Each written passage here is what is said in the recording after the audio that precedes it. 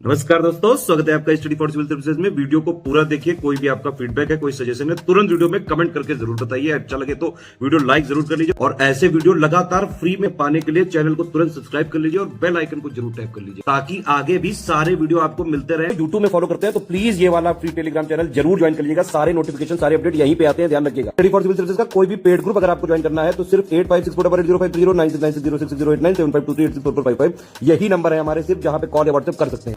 Instagram पे हमारा page जरूर फॉलो कर लीजिएगा, study for civil dot services है। ट्विटर पे हमको जरूर फॉलो कर लीजिएगा, @स्टडी फॉर सिविल्स है। सारे क्वेश्चन अटेम्प्ट करिए और स्कोर अपना तुरंत कमेंट करके बताइए। नमस्कार दोस्तों, आप सभी का स्वागत है स्टडी फॉर एग्जाम्स में। दोस्तों, आज हम लोग इस वीडियो में सामान्य हिंदी के टोटल 200 प्रश्न देखेंगे और यह जो प्रश्न है यह आपके आगामी exam UPPCL, high court, video, junior assistant सहित जितने भी आगामी एग्जाम होने वाले हैं और जिसमें हिंदी एक सब्जेक्ट रूप में पूछा जाएगा, उन सभी एग्जाम्स के लिए काफ़ी उपयोगी साबित होगी। तो आइए शुरू करते हैं। देखते हैं हम लोग पहला प्रश्न। लोग, प्रेमचंद को उपन्यास सम्राट किसने कहा था? जयशंकर प्रसाद, हजारी प्रसाद द्विवेदी, सूर्यकांत त्रिपाठी निराला या शरदचंद्र चट्टोपाध्याय? तो इसका जो सही आंसर है ऑप्शन डी, शरदचंद्र चट्टोपाध्याय ने प्रेमचंद को उपन्यास सम्राट कहा था। शरदचंद्र एक बंगाल के प्रसिद्ध उपन्यासकार थे और इन्होंने देवदास नामक उपन्यास लिखा था, जिस पर बॉलीवुड में फिल्म भी बनाई गई है। सबसे पहला जो प्रश्न पूछा जाता है आपकी परीक्षा में कि उपन्यास सम्राट किसे कहा जाता है, तो वह उत्तर आपका हो जाएगा, आपका प्रेमचंद हो जाएगा। अगर प्रश्न थोड़ा और डीप में आएगा तो इन्हें उपन्यास सम्राट किसने कहा था, आपका उत्तर होगा शरदचंद्र चट्टोपाध्याय ने प्रेमचंद को उपन्यास सम्राट कहा था। प्रेमचंद ने कई उपन्यास लिखा है, जिनमें आपका सेवा सदन है, सेवा सदन, रंगभूमि, निर्मला, गबन, गोदान, ये सभी जो उपन्यास है वह प्रेमचंद जी ने लिखा है।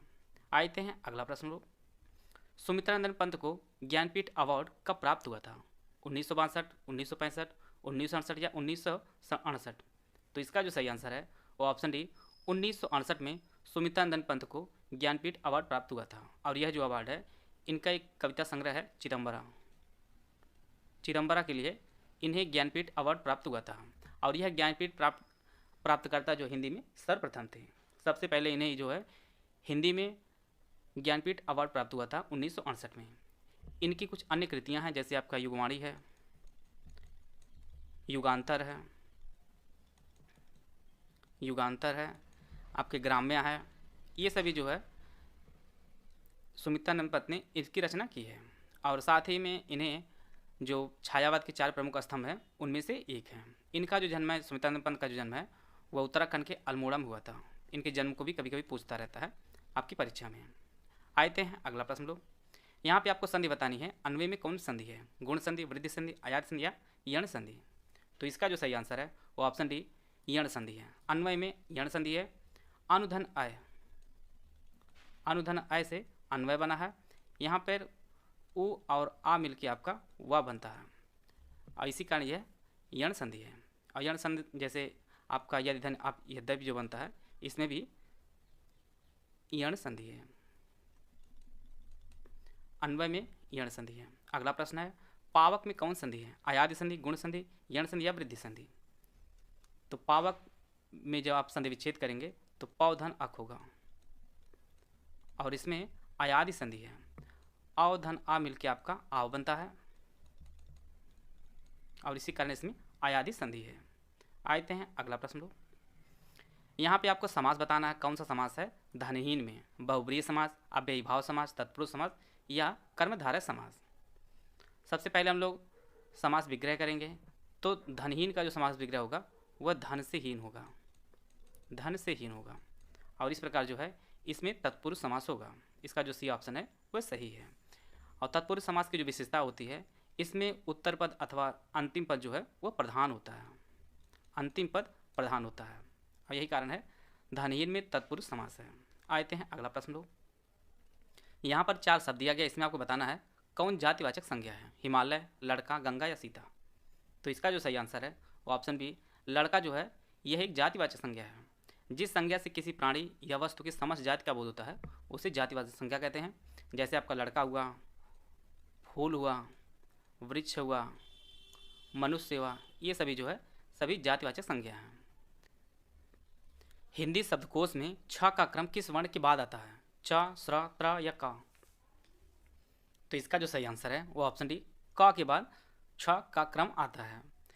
इसको हम लोग विच्छेद करेंगे सबसे पहले, तो ये आपका क प्लस स, इसका विच्छेद होगा और इसका जो क्रम आएगा क के बाद इसका क्रम आएगा। कई परीक्षाओं में इसका विच्छेद भी पूछा गया है और जैसा कि आप लोग जानते हैं यह एक संयुक्त व्यंजन है। छ एक संयुक्त व्यंजन है और संयुक्त व्यंजन की जो संख्या आपकी है हिंदी वर्णमाला में वो कुल 4 है। आते हैं अगला प्रश्न लो।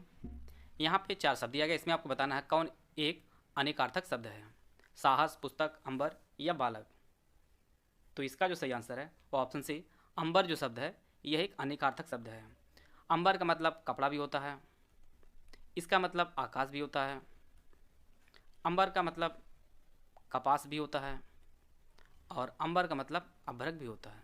तो अंबर एक जो शब्द है यह एक अनेकार्थक शब्द है। आते हैं अगला प्रश्न लो। आपको बताना है कि हिंदी में कुल कितने अर्धस्वर हैं? हिंदी वर्णमाला में कुल कितने अर्धस्वर हैं? 1, 2, 3 या 4? तो इसका जो सही आंसर है वो ऑप्शन बी, हिंदी वर्णमाला में कुल 2 अर्धस्वर हैं। वो आपका एक या है और दूसरा वाह है।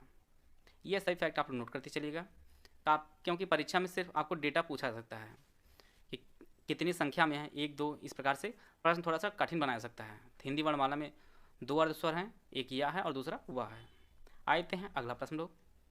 यहाँ पे 4 शब्द दिया गया, इसमें आपको बताना है कौन सा तत्सम शब्द है? अमृत, माता, काठ या आंवला? तो इसका जो सही आंसर है अमृत जो शब्द है यह एक तत्सम शब्द है।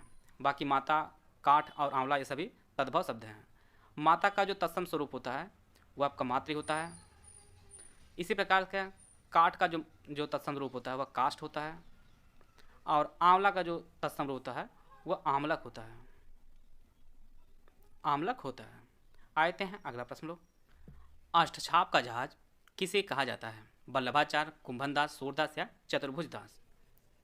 तो इसका जो सही आंसर है ऑप्शन सी, सूरदास को अष्टछाप का जहाज कहा जाता है। जैसा कि आप लोग जानते हैं कि अष्टछाप जो है यह 8 कवियों का समूह था और इसमें 2 लोगों का शिष्यों का समूह था। 4 आपके वल्लभाचार्य के शिष्य थे और इन्हीं के पुत्र थे विट्ठलनाथ। 4 आपके विट्ठलनाथ के शिष्य थे, विट्ठलनाथ के शिष्य थे और 4 आपके वल्लभाचार्य के शिष्य थे। वल्लभाचार्य के शिष्यों में सूरदास, परमानंदास, कुंभनदास और कृष्णदास थे और विट्ठलनाथ के शिष्यों में आपके नंददास, चतुर्भुजदास, छीत स्वामी और गोविंद स्वामी थे।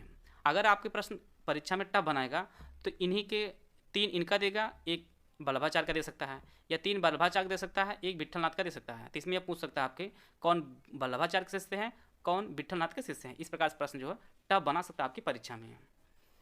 और वल्लभाचार्य ने ही पुष्टि मार्ग का जहाज जो है सूरदास को कहा था। यह भी चीज़ आप लोग नोट कर लीजिएगा। आते हैं अगला प्रश्न लो। कोश का सही अर्थ आपको बताना है।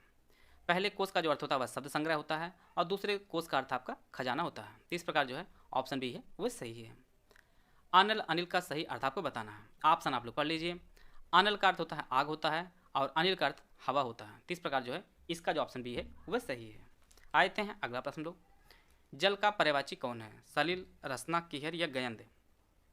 तो इसका जो सही आंसर है सलिल जो है ये जल का पर्यायवाची है। बाकी आपका रसना जो है ये जीव का पर्यायवाची है, कीहर शेर का पर्यायवाची है और गयंद ये आपके हाथी का पर्यायवाची है। चंद्रमा का पर्यायवाची कौन नहीं है वो आपको बताना है। द्वितीय, एकापत्य, विधु या हिमकर? तो इसका जो सही आंसर है वो ऑप्शन ए, द्वितीय जो है यह चंद्रमा का पर्यायवाची नहीं है बल्कि यह किरण का पर्यायवाची होता है। अन्य आपके एकापति, विधु और हिमकर ये सभी चंद्रमा के पर्यायवाची हैं। चंद्रमा के अन्य जो पर्यायवाची हैं वह भी आपके परीक्षा में पूछता है, जैसे आपका राकेश, मयंक, रजनीश, निशापति, शशांक, ये सभी पर्यायवाची जो आपके चंद्रमा के हैं। आते हैं अगला प्रश्न लो। शांत रस का अस्थायी भाव आपको बताना है। निर्वेद, शोक, उत्साह या भय? तो इसका जो सही आंसर है वो ऑप्शन ए, शांत रस का अस्थायी भाव निर्वेद होता है।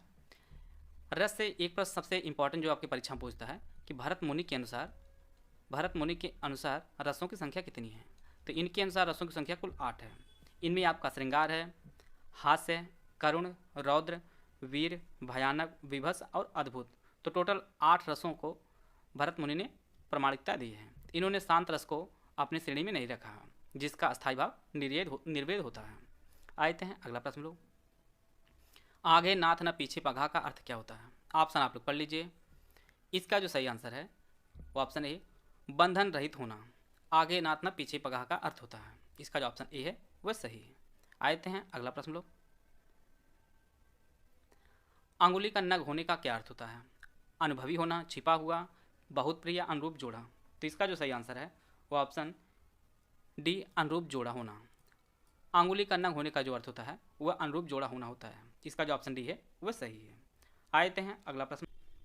यह कौन सा चिन्ह है? योजक, अल्प विराम, हंसपद या अर्धविराम। तो इसका जो सही आंसर है वो ऑप्शन ए, योजक। यह जो चिन्ह है यह योजक का चिन्ह है। जैसे आप लोग माता पिता लिखते हैं, माता पिता, इसके बीच में जो है यह जो चिन्ह है यह आपका योजक चिन्ह होता है। अल्प विराम आप लोग जानते हैं इस प्रकार से दिया जाता है। हंसपद, हंसपद जब कभी हम लोग किसी शब्द को छोड़ देते हैं या छूट जाता है तो उसके बीच में कुछ इस प्रकार लगाकर लिखते हैं शब्द। और आपका अर्धविराम कुछ इस प्रकार का होता है। तो यह जो चिन्ह है यह आपका योजक है। आते हैं अगला प्रश्न लो। अर्थ के आधार पर वाक्य कितने प्रकार के होते हैं? 6, 5, 4 या 8। तो इसका जो सही आंसर है वो ऑप्शन डी, अर्थ के आधार पर जो वाक्य होते हैं वो कुल 8 प्रकार के होते हैं। पहला जो आपका होता है वह विधान वाचक होता है। दूसरा आपका निषेधवाचक होता है, निषेधवाचक वाक्य। तीसरा आपका प्रश्नवाचक वाक्य होता है। चौथा आपका विस्मयादिबोधक वाक्य होता है। पांचवा आपका आज्ञासूचक वाक्य होता है, आज्ञासूचक वाक्य। छठा आपका इच्छावाचक। सातवां आपका संदेहवाचक। और आठवां आपका संकेतवाचक वाक्य होता है। तो टोटल अर्थ के आधार पर 8 प्रकार के वाक्य होते हैं। विधानवाचक, निषेधवाचक, प्रश्नवाचक, विस्मयादिबोधक, आज्ञासूचक, इच्छावाचक, संदेहवाचक और संकेतवाचक। तो टोटल 8 प्रकार के वाक्य होते हैं अर्थ के आधार पर। अगला जो प्रश्न है, जिसे पार पाना कठिन हो उसके लिए शब्द क्या प्रयोग होता है? निर्मम, आगम, दुर्गम या अतीन्द्रिय। तो इसका जो सही आंसर है वो ऑप्शन सी, उसे दुर्गम कहा जाता है। जिसे पार पाना कठिन है उसके लिए जो एक शब्द प्रयोग होता है वो आपका दुर्गम होता है। निर्मम उसे कहा जाता है जिसमें दया का भाव ना हो, उसे निर्मम कहा जाता है। और अतीन्द्रिय, इंद्रियों की पहुंच से जो बाहर हो उसके लिए शब्द प्रयोग होता है वो आपका अतीन्द्रिय होता है। और आगम, ये जैन साहित्य को जो है आगम कहा जाता है। आते हैं अगला प्रश्न लो। अस्थावर का विलोम आपको बताना है। सचल, चेतन, चंचल या जंगम। तो इसका जो सही आंसर है वो ऑप्शन डी, जंगम। अस्थावर का जो अर्थ होता है वह एक जगह स्थिर होना, और जंगम का जो अर्थ होता है चलने फिरने वाला होता है। तो अस्थावर का जो विलोम होता है वह आपका जंगम होता है। आते हैं अगला प्रश्न लो। आतिथ्य का विलोम आपको बताना है। मित्र, आतिथेय, शत्रु या अपना। तो इसका जो सही आंसर है वो ऑप्शन बी, आतिथेय। आतिथ्य का जो अर्थ होता है वह आतिथेय होता है। प्रश्न लो। पुरुषवाचक सर्वनाम कितने प्रकार के होते हैं? 5, 4, 6 या 3।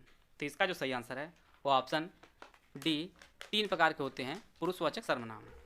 पहला आपका उत्तम, दूसरा आपका मध्यम और तीसरा आपका अन्य। उत्तम पुरुषवाचक सर्वनाम, फिर आपका मध्यम और आपका अन्य पुरुष सर्वनाम।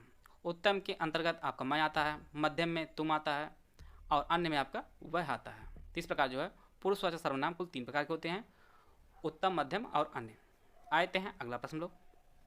ई का उच्चारण स्थान आपको बताना है। कंठ, तालव्य, मूर्धन्य या दंत है। तो इसका जो सही आंसर है वो ऑप्शन बी, तालव्य। ई का जो उच्चारण स्थान है वो तालव्य होता है। इसके अतिरिक्त दीर्घ ई और आपके च वर्ण अर्थात च, छ, ज, झ वो आपका तालव्य होता है। यहाँ पे 4 वर्ण दिया गया है, आपको बताना है इसमें किसकी मात्रा नहीं होती है। ऑप्शन आप लोग पढ़ लीजिए। तो इसका जो सही आंसर है वो ऑप्शन ए, अ की जो वर्ण है इसकी मात्रा नहीं होती है। बाकी इसकी जो मात्रा होती है वो इस प्रकार होती है, ओ की इस प्रकार की होती है और ओ की मात्रा इस प्रकार की होती है। तो इस प्रश्न जो आंसर होगा वो आपका अ होगा। ऑप्शन बी इसका सही आंसर है। आते हैं अगला प्रश्न लोग। प्रतिकूल में कौन सा समास है? बहुब्रीहि, अव्ययी भाव, तत्पुरुष या कर्मधारय। तो इसका जो सही आंसर है वो ऑप्शन बी, अव्ययी भाव समास है प्रतिकूल में। इसमें जो है पहला पद अव्यय होता है, तो यह जो प्रति शब्द है यह एक अव्यय शब्द है। तो इस प्रकार जो है अव्ययी भाव समास है इसमें। आते हैं अगला प्रश्न लोग। यहाँ पे 4 वर्ण दिया गया है, इसमें आपको बताना है कौन सा वर्ण वृत्तमुखी है, ए, ओ, अ या अ। तो इसका जो सही आंसर है ऑप्शन बी, अ जो है एक वृत्तमुखी वर्ण है। वह स्वर जिनके उच्चारण में होठ वृत्तमुखी या गोलाकार होते हैं उन्हें वृत्तमुखी कहा जाता है। इसमें आपका उ आता है, दीर्घ उ आता है, ओ आता है और औ आता है। प्रश्न आपकी परीक्षा में इस प्रकार से पूछा सकता है कि ओठों की स्थिति के आधार पर स्वर कितने प्रकार के होते हैं, तो वह 2 प्रकार के होते हैं, एक वृत्तमुखी, एक आवृत्तमुखी। आवृत्तमुखी और एक वृत्तमुखी। वृत्तमुखी में उ, ओ और औ आता है, और आपका आवृत्तमुखी में आ, ई, ए और आय आता है। इसे आप लोग नोट कर लीजिए। आवृत्तमुखी में आ, ई, ए आता है। तो इसका जो सही आंसर है वो ऑप्शन बी, औ। आते हैं अगला प्रश्न लोग। आपको भाववाचक संज्ञा बताना है सोहन, सभा, बुढ़ापा और सागर में। तो इसका जो सही आंसर है वो ऑप्शन सी, बुढ़ापा जो है यह एक भाववाचक संज्ञा है। जिस संज्ञा से पदार्थों की अवस्था, गुण, दोष, भाव या दशा का बोध होता है तो वह जो है भाववाचक संज्ञा होती है। तो ये आपका बुढ़ापा जो है यह एक भाववाचक संज्ञा है। आते हैं अगला प्रश्न लोग। संयुक्त व्यंजनों की संख्या कितनी है, 3, 5, 4 या 6।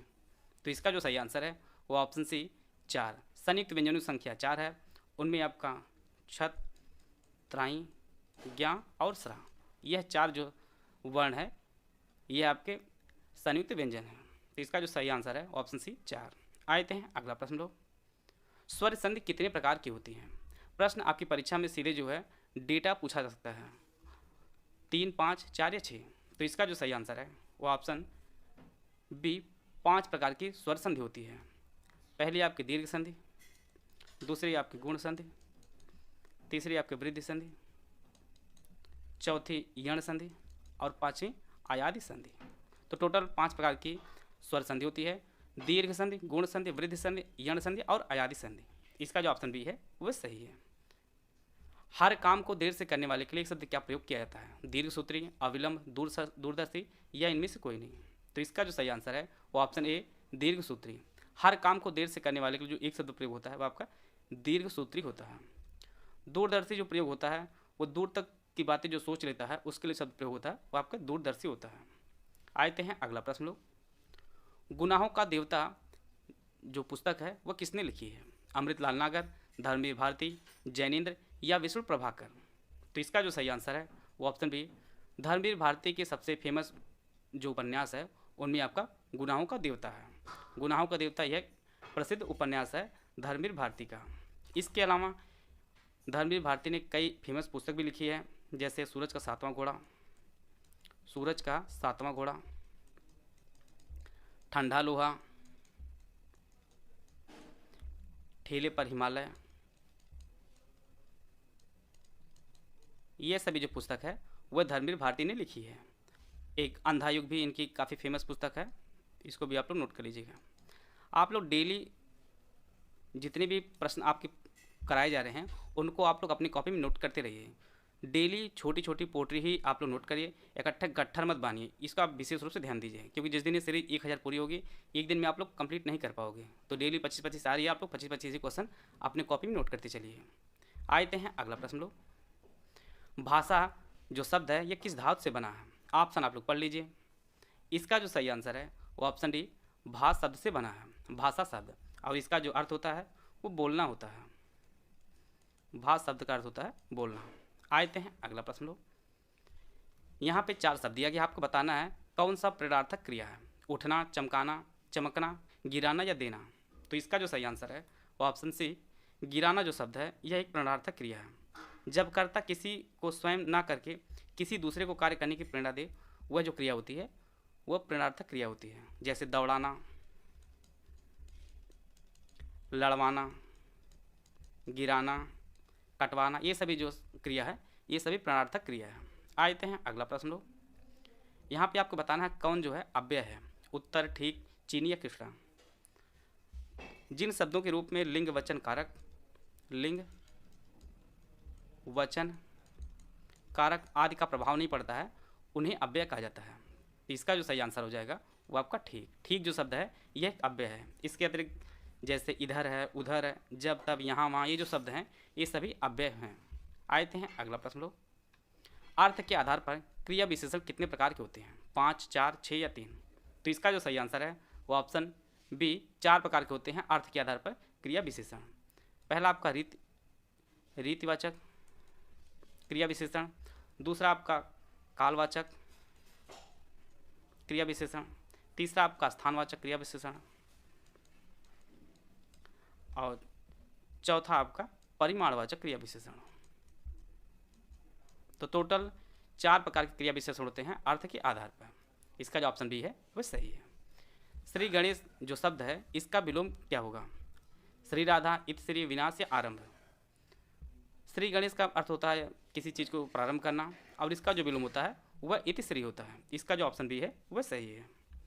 आते हैं अगला प्रश्न लो। गरिमा का विलोम आपको बताना है। अंधकार, लघिमा, घृणा या नीचता? तो इसका जो सही आंसर है वो ऑप्शन बी लघिमा।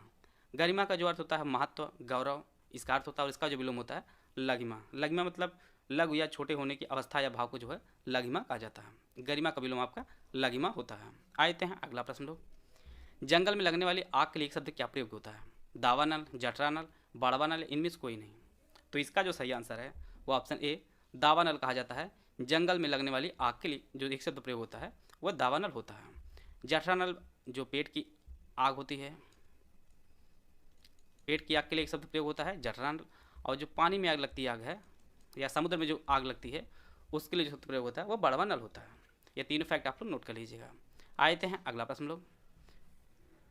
रामचरितमानस की जो रचना है वह किसमें की गई है? ब्रज भाषा, अवधी, तमिल या संस्कृत? तो रामचरितमानस की रचना अवधी भाषा में की गई है। इसका जो ऑप्शन बी है वह सही है। और यह 16वीं शताब्दी में तुलसीदास ने इसकी रचना की है। सबसे इंपॉर्टेंट फैक्ट आप लोग नोट कर लीजिए, इसे सबसे पहली बार जो प्रकाशित किया गया था 1810 में, और यह कोलकाता में सबसे पहली बार प्रकाशित किया गया था, कोलकाता में। यह अगर आपकी परीक्षा में सबसे टफ लेवल का प्रश्न पूछेगा तो यही प्रश्न पूछ सकता है कि रामचरितमानस का सर्वप्रथम जो प्रकाशन किया गया था कब या कहाँ किया गया था? तो इसका सर्वप्रथम प्रकाशन 1810 में कोलकाता में किया गया था रामचरितमानस का, और जिसकी रचना अवधी भाषा में तुलसीदास ने की थी 16वीं शताब्दी में। आते हैं अगला प्रश्न लोग। संविधान में हिंदी को क्या कहा गया है? राजभाषा, मातृभाषा, राष्ट्रभाषा, इनमें से कोई नहीं? तो इसका जो सही आंसर है वो ऑप्शन ए संविधान में हिंदी को राजभाषा कहा गया है। और इसका जो उल्लेख है वह संविधान के आर्टिकल 343(1) में इसे वर्णित किया गया है। और इसमें कहा गया है कि भारतीय संघ की राजभाषा हिंदी है और लिपि देवनागरी है। लिपि देवनागरी है। और इसी के साथ 14 सितंबर को संविधान सभा द्वारा 14 सितंबर 1949 को संविधान सभा को हिंदी को राजभाषा के रूप में जो मान्यता दी गई है। और इसी कारण जो है प्रत्येक वर्ष 14 सितंबर को हिंदी दिवस भी मनाया जाता है। इसी कारण से हिंदी दिवस प्रत्येक 14 सितंबर को मनाया जाता है। आते हैं अगला प्रश्न लोग। समुद्र मंथन करने का अर्थ क्या होता है? ऑप्शन आप लोग पढ़ लीजिए। इसका जो सही आंसर है वो ऑप्शन डी कठोर परिश्रम करना। समुद्र मंथन करने का जो अर्थ होता है वो कठोर परिश्रम करना है। जिस प्रकार आप लोग अपनी पढ़ाई के लिए काफ़ी कठोर परिश्रम कर रहे हैं, एक प्रकार का समुद्र मंथन ही कर रहे हैं अपनी सफलता को सुनिश्चित करने के लिए। तो इसका जो ऑप्शन डी है वो सही है। आते हैं अगला प्रश्न लोग। काला अक्षर भैंस बराबर का अर्थ होता है छिद्रान्वेषी, समदर्शी होना, अनपढ़ होना या अदूरदर्शी होना? तो इसका जो सही आंसर है वो ऑप्शन सी अनपढ़ होना। काला अक्षर भैंस बराबर का जो अर्थ होता है वह अनपढ़ होना है। यहाँ पे एक शब्द है छिद्रान्वेषी। छिद्रान्वेषी का अर्थ होता है दूसरों में दोष ढूंढने वाला। जैसे रवीश कुमार जो है सरकार की कमियों को उजागर करते हैं, ये कमी नहीं है, ये उनको कार्य दिया गया है, छिद्रान्वेषी। इसी प्रकार से जो प्रूफ रीडर होते हैं वो भी यही काम करते हैं, जो दूसरों की कमियों को उजागर करते हैं, कमियों को पता करते हैं। तो उनको एक शब्द जो प्रयोग होता है वो आपका छिद्रान्वेषी होता है। समदर्शी अर्थ होता है जो सबको एक समान रूप से देखता है। आते हैं अगला प्रश्न लोग। कवि बिहारी जो थे वह किस रस के कवि थे? भयानक, शांत, श्रृंगार या वीर? तो इसका जो सही आंसर है वो ऑप्शन सी श्रृंगार रस के कवि थे कवि बिहारी। और यह रीतकाल के कवि थे। प्रश्न आपकी परीक्षा में इनसे संबंधित कुछ और भी पूछ सकता है कि इनका जन्म कहाँ हुआ था। तो इनका जो जन्म है वो ग्वालियर में हुआ था। कवि बिहारी का जन्म ग्वालियर में हुआ था। और यह राजा जयसिंह के राजदरबारी कवि थे। राजा जयसिंह के राजदरबारी कवि थे कवि बिहारी। इन्होंने बिहारी सतसई नामक एक पुस्तक लिखी है, बिहारी सतसई नामक एक पुस्तक लिखी है। और यहाँ से प्रश्न आपकी परीक्षा में यह पूछेगा कि इसमें कुल कितने दोहे हैं, तो टोटल 713 दोहे हैं, टोटल 713 दोहे हैं बिहारी सतसई में।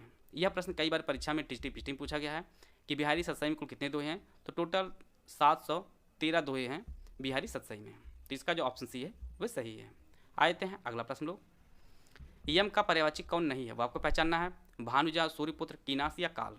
तो इसका जो सही आंसर है वो ऑप्शन ए, भानुजा जो शब्द है यह यम का पर्यायवाची नहीं है, बल्कि यह यमुना का पर्यायवाची है। अन्य जो शब्द हैं सूर्यपुत्र, कीनास और काल जो है ये सभी यम के पर्यायवाची हैं। आते हैं अगला प्रश्न लोग, गधा का पर्यायवाची कौन नहीं है, खर, केतु, रासव या धूसर। तो इसका जो सही आंसर है वो ऑप्शन बी, केतु जो शब्द है वो गधा का पर्यायवाची नहीं है, बल्कि यह ध्वज, पताका इसका पर्यायवाची है। अन्य आपके खर, रासव और धूसर जो है ये सभी गधा के पर्यायवाची हैं। एक वैशाख नंदन शब्द है और एक शीतला वाहन, यह भी आप लोग नोट कर लीजिएगा। वैशाख नंदन और शीतला वाहन यह भी गधा के पर्यायवाची हैं। यह भी कई बार परीक्षा में इसकी पर्यायवाची पूछा गया है, इसे आप लोग नोट कर लीजिए। आते हैं अगला प्रश्न लोग, आजकल भारत की जनता भी अधिकाधिक शिक्षित हो गई है। आपको बताना है यह जो जनता शब्द है यह किस प्रकार का शब्द है, एक वचन, बहुवचन, द्विवचन या इनमें से कोई नहीं। तो जनता जो शब्द है यह हमेशा एक वचन के रूप में प्रयोग किया जाता है। इसका जो ऑप्शन ए है वह सही है। आते हैं अगला प्रश्न लोग, यहाँ पे 4 ऑप्शन दिया गया है, इसमें आपको पहचानना है कौन जो है अल्प प्राण वर्ण है। ऑप्शन आप लोग पढ़ लीजिए। जिन वर्णों के उच्चारण में श्वास वायु कम मात्रा में बाहर निकलती है उन्हें अल्प प्राण कहा जाता है, और यह प्रत्येक वर्ण का पहला, तीसरा और 5वां वर्ण होता है। तो इस प्रकार जो है पहला और तीसरा हमें दिख रहा है, इस प्रकार इसका जो ऑप्शन डी है वह सही है। अल्प प्राण वर्ण आपका का है और गा है, इसका जो ऑप्शन डी है वह सही है। आते हैं अगला प्रश्न लोग, चिराई में प्रयुक्त उपसर्ग आपको पहचानना है, आयु, चिर, ची या चर। तो चिरायु में जैसा कि आप लोग जानते हैं कि उपसर्ग हमेशा शब्द के प्रारंभ में लगता है, और चिरायु जो शब्द है इसमें उपसर्ग आपका चिर है, इसका जो ऑप्शन बी है वह सही है। चिर का अर्थ होता है जो बहुत दिनों तक बना रहे। कवि वचन सुधा जो पत्रिका है इसका संपादन किसने किया था, बालकृष्ण भट्ट, श्याम सुंदर दास, जयशंकर प्रसाद या भारतेंदु हरिश्चंद्र। तो इसका जो सही आंसर है वो ऑप्शन डी, भारतेंदु हरिश्चंद्र ने कवि वचन सुधा पत्रिका का संपादन किया था। और इस पत्रिका का जो संपादन कार्य है वह 1967 15 अगस्त 1968 को यह पत्रिका पहली बार प्रकाशित हुई थी, और यह पत्रिका वाराणसी से प्रकाशित हुई थी। और भारतेंदु हरिश्चंद्र को हिंदी खड़ी बोली गद्य का जनक भी कहा जाता है। आते हैं अगला प्रश्न लोग, बंदौ, गुरुपद, पदुम, परागा, सुरुचि, सुबास, सरस, अनुरागा में आपको अलंकार बताना है, श्लेष, अनुप्रास, उपमा या अतिशयोक्ति। तो इसका जो सही आंसर है वो ऑप्शन बी, इसमें जो है अनुप्रास अलंकार है। यहाँ पर प, द, स और र जो वर्ण है इसकी जो आवृत्ति हो रही है, और इसी कारण यहाँ पर अनुप्रास अलंकार है। इसका जो ऑप्शन बी है वह सही है। आते हैं अगला प्रश्न लोग, मनोहर में कौन सी संधि है, गुण संधि, वृद्धि संधि, अयादि संधि या विसर्ग संधि। मनोहर का हम लोग संधि विच्छेद करेंगे तो इसका जो संधि विच्छेद होगा वह मनः धन हर होगा, और इसी कारण यहाँ पर विसर्ग संधि हो गई। इसका जो ऑप्शन डी है वह सही है। आते हैं अगला प्रश्न लोग, प्रयोगशाला वर्ण में प्रयोगशाला जो शब्द है इसमें कौन सा समास है, बहुव्रीहि, अव्ययी भाव, तत्पुरुष या कर्मधारय। तो इसका जो सही आंसर है वो ऑप्शन सी, इसमें जो है तत्पुरुष समास है। प्रयोगशाला का हम लोग समास विग्रह करेंगे तो इसका जो विग्रह होगा प्रयोग के लिए शाला होगा, प्रयोग के लिए शाला। और इसमें भी जो संप्रदान तत्पुरुष होगा, संप्रदान तत्पुरुष। इसका जो ऑप्शन सी है वह सही है। श, श, श और ह जो वर्ण है यह किस वर्ग के व्यंजन है, तालव्य, ऊष्म, अंतहस्थ या ओष्ठ। तो इसका जो सही आंसर है वो ऑप्शन बी, ये जो चारों वर्ण है ये सभी ऊष्म व्यंजन हैं। जिन वर्णों के उच्चारण करते समय विशेष प्रकार की ऊष्म वायु जो है मुख से बाहर निकलती है उन्हें ऊष्म व्यंजन कहा जाता है। इनमें आपका श, श, श और ह जो वर्ण है आते हैं। इसका जो ऑप्शन बी है वह सही है। खल का पर्यायवाची कौन नहीं हुआ आपको बताना है। दुष्ट, अधम, नृशंस और द्विज। तो इसका जो सही आंसर है वो ऑप्शन डी द्विज शब्द है। यह खल का पर्यायवाची ना होकर यह पंडित, ब्राह्मण का पर्यायवाची होता है, ब्राह्मण का पर्यायवाची। बाकी आपका दुष्ट, अधम और नृशंस जो है ये सभी खल के पर्यायवाची हैं। खल के अन्य और पर्यायवाची आपके हैं जैसे नीच है, दुष्ट है, कपटी है, दुर्जन है। ये सभी जो पर्यायवाची हैं वो आपके खल के पर्यायवाची हैं। आते हैं अगला प्रश्न लोग। पा का उच्चारण स्थान आपको बताना है। कंठ, ओष्ठ, मूर्धन या दंत। तो इसका जो सही आंसर है वो ऑप्शन बी, प का जो उच्चारण स्थान होता है वो आपका ओष्ठ होता है। इसका जो ऑप्शन बी है वह सही है। शाश्वत का विलोम क्या होता है? रहस्यमय, नश्वर, सदैव या इनमें से कोई नहीं। शाश्वत का जो अर्थ होता है सदा रहने वाला, सदा रहने वाला। और इसका जो विलोम होता है वह नश्वर अर्थात जो नाशवान हो। इसका जो ऑप्शन बी है वह सही है। आते हैं अगला प्रश्न लो। संपन्न का विलोम क्या होता है? ऑप्शन आप लोग पढ़ लीजिए। इसका जो सही आंसर है वो ऑप्शन सी, विपन्न। संपन्न का जो विलोम होता है वह आपका विपन्न होता है। मूल संविधान में कुल कितनी भाषाएं थीं? 18, 19, 14 या 15? तो इसका जो सही आंसर है वो ऑप्शन सी, कुल 14 भाषाएं थी मूल संविधान में। और वर्तमान में बात करें तो वर्तमान में टोटल कुल 22 भाषाएं हैं हमारे संविधान में। और जैसा कि आप लोग जानते हैं कि संविधान की 8वीं अनुसूची में भाषाओं का वर्णन किया गया है। आते हैं अगला प्रश्न लोग। रचना के आधार पर वाक्य कितने प्रकार के होते हैं? 3, 5, 4 या 6? तो इसका जो सही आंसर है वो ऑप्शन ए, 3 प्रकार के वाक्य होते हैं रचना के आधार पर। पहला आपके सरल वाक्य होता है, दूसरा आपका संयुक्त वाक्य होता है और तीसरा आपका मिश्र वाक्य होता है, मिश्र वाक्य होता है। तो टोटल 3 प्रकार के वाक्य होते हैं रचना के आधार पर। इसका जो ऑप्शन ए है वह सही है। ज्ञ वर्ण किन वर्णों के योग से बना है? ऑप्शन आप लोग पढ़ लीजिए। इसका जो सही आंसर है वो ऑप्शन सी, ज प्लस इया के संयोग से जो है ज्ञ वर्ण बना है। और जैसा कि आप लोग जानते हैं यह एक संयुक्त व्यंजन है। इसका जो ऑप्शन सी है वह सही है। देश की हानि जयचंदों से होती है, आपको बताना है। यहाँ पे जो जयचंदो शब्द लिखा है यह किस प्रकार का संज्ञा है? भाववाचक, समूहवाचक, जातिवाचक, द्रव्यवाचक? तो इसका जो सही आंसर है वो ऑप्शन सी, यह एक जातिवाचक संज्ञा है। यहाँ पर जो जयचंदो शब्द लिखा है यह किसी व्यक्ति का नाम ना होकर यह विश्वासघातियों की जाति का बोधक है, इसलिए यहाँ पर यह एक जातिवाचक संज्ञा है। इसका जो ऑप्शन सी है वह सही है। हिंदी में वचन कितने प्रकार के होते हैं? 5, 4, 6 या 2? तो इसका जो सही आंसर है वो ऑप्शन डी, हिंदी में जो है 2 वचन होते हैं। पहला आपका एक वचन और दूसरा आपका बहुवचन। तो टोटल जो है 2 वचन होते हैं हिंदी में, पहला आपका एक वचन और दूसरा आपका बहुवचन। आते हैं अगला प्रश्न लोग। यहाँ पे 4 शब्द दिया गया है, आपको बताना है कि इसमें वर्तनी किसकी शुद्ध है। ऑप्शन आप लोग पढ़ लीजिए। इसका जो सही आंसर है वो ऑप्शन सी, अस्पृश्यता। यह जो वर्ण लिखा है यह शुद्ध वर्तनी का शब्द है और इसका जो अर्थ होता है वह छुआछूत, छुआछूत होता है।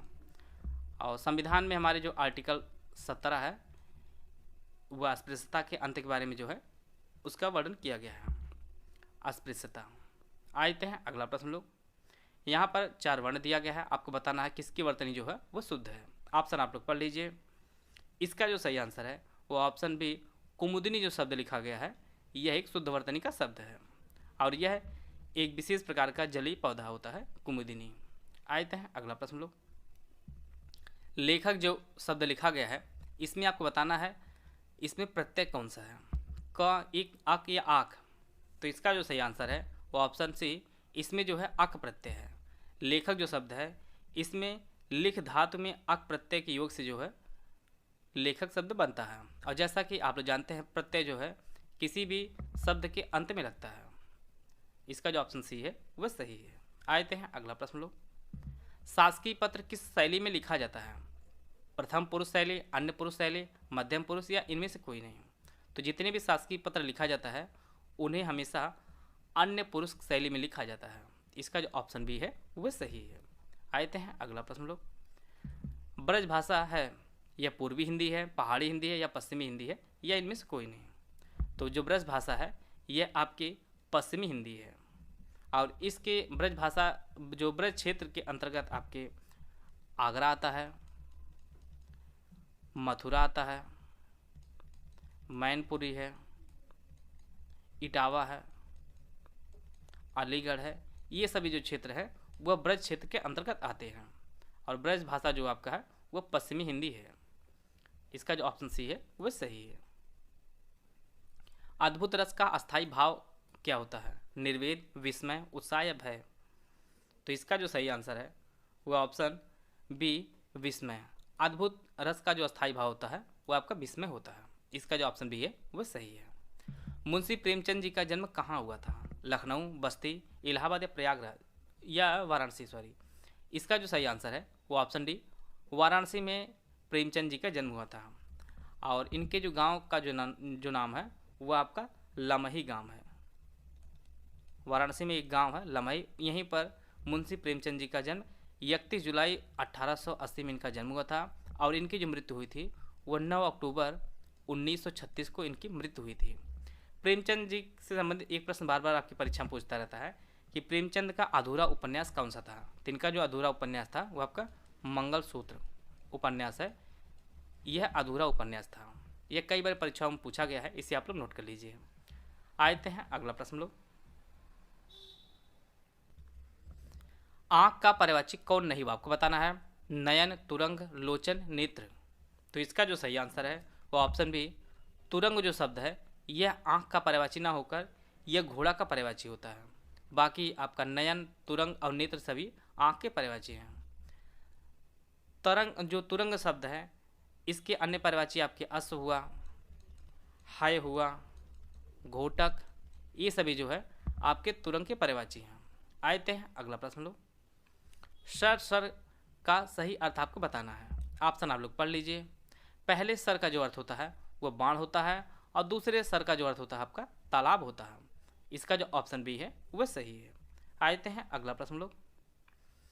एक भारतीय आत्मा किसे कहा जाता है? रामधारी सिंधिनकर, प्रेमचंद, माखनलाल चतुर्वेदी या जयशंकर प्रसाद?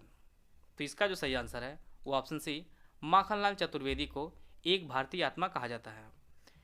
यह अपनी कविताओं में राष्ट्रीय भावना का जयघोष किए थे और इसी कारण इन्हें एक भारतीय आत्मा कहा जाता है। इसका जो ऑप्शन सी है वह सही है। बाल चित्रण में कौन कवि जो है वह श्रेष्ठ है? रसखान, सूरदास, तुलसीदास या कबीरदास? तो इसका जो सही आंसर है वह ऑप्शन बी, सूरदास। बाल चित्रण में जो है सूरदास एक श्रेष्ठ कवि हैं। और सूरदास जी भक्तिकालीन कृष्ण काव्य धारा के महत्वपूर्ण कवि हैं। और इन्होंने अपने काव्यों में श्री कृष्ण के बाल लीलाओं का एक अद्भुत जो है चित्रण किया हुआ है।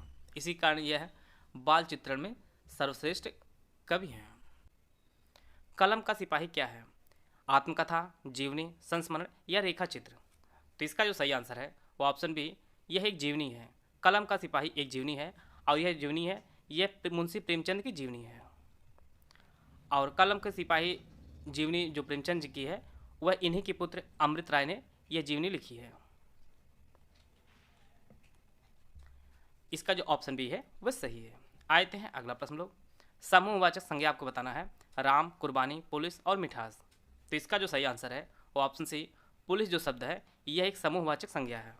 जिन संज्ञा शब्दों से किसी व्यक्ति या वस्तु के समूह का बोध होता है उन शब्दों को समूहवाचक संज्ञा कहा जाता है। जैसे आपका पुलिस हुआ, परिवार हुआ, भीड़, आपका कक्षा हुआ, ये सभी जो शब्द है ये सभी समूहवाचक संज्ञा है।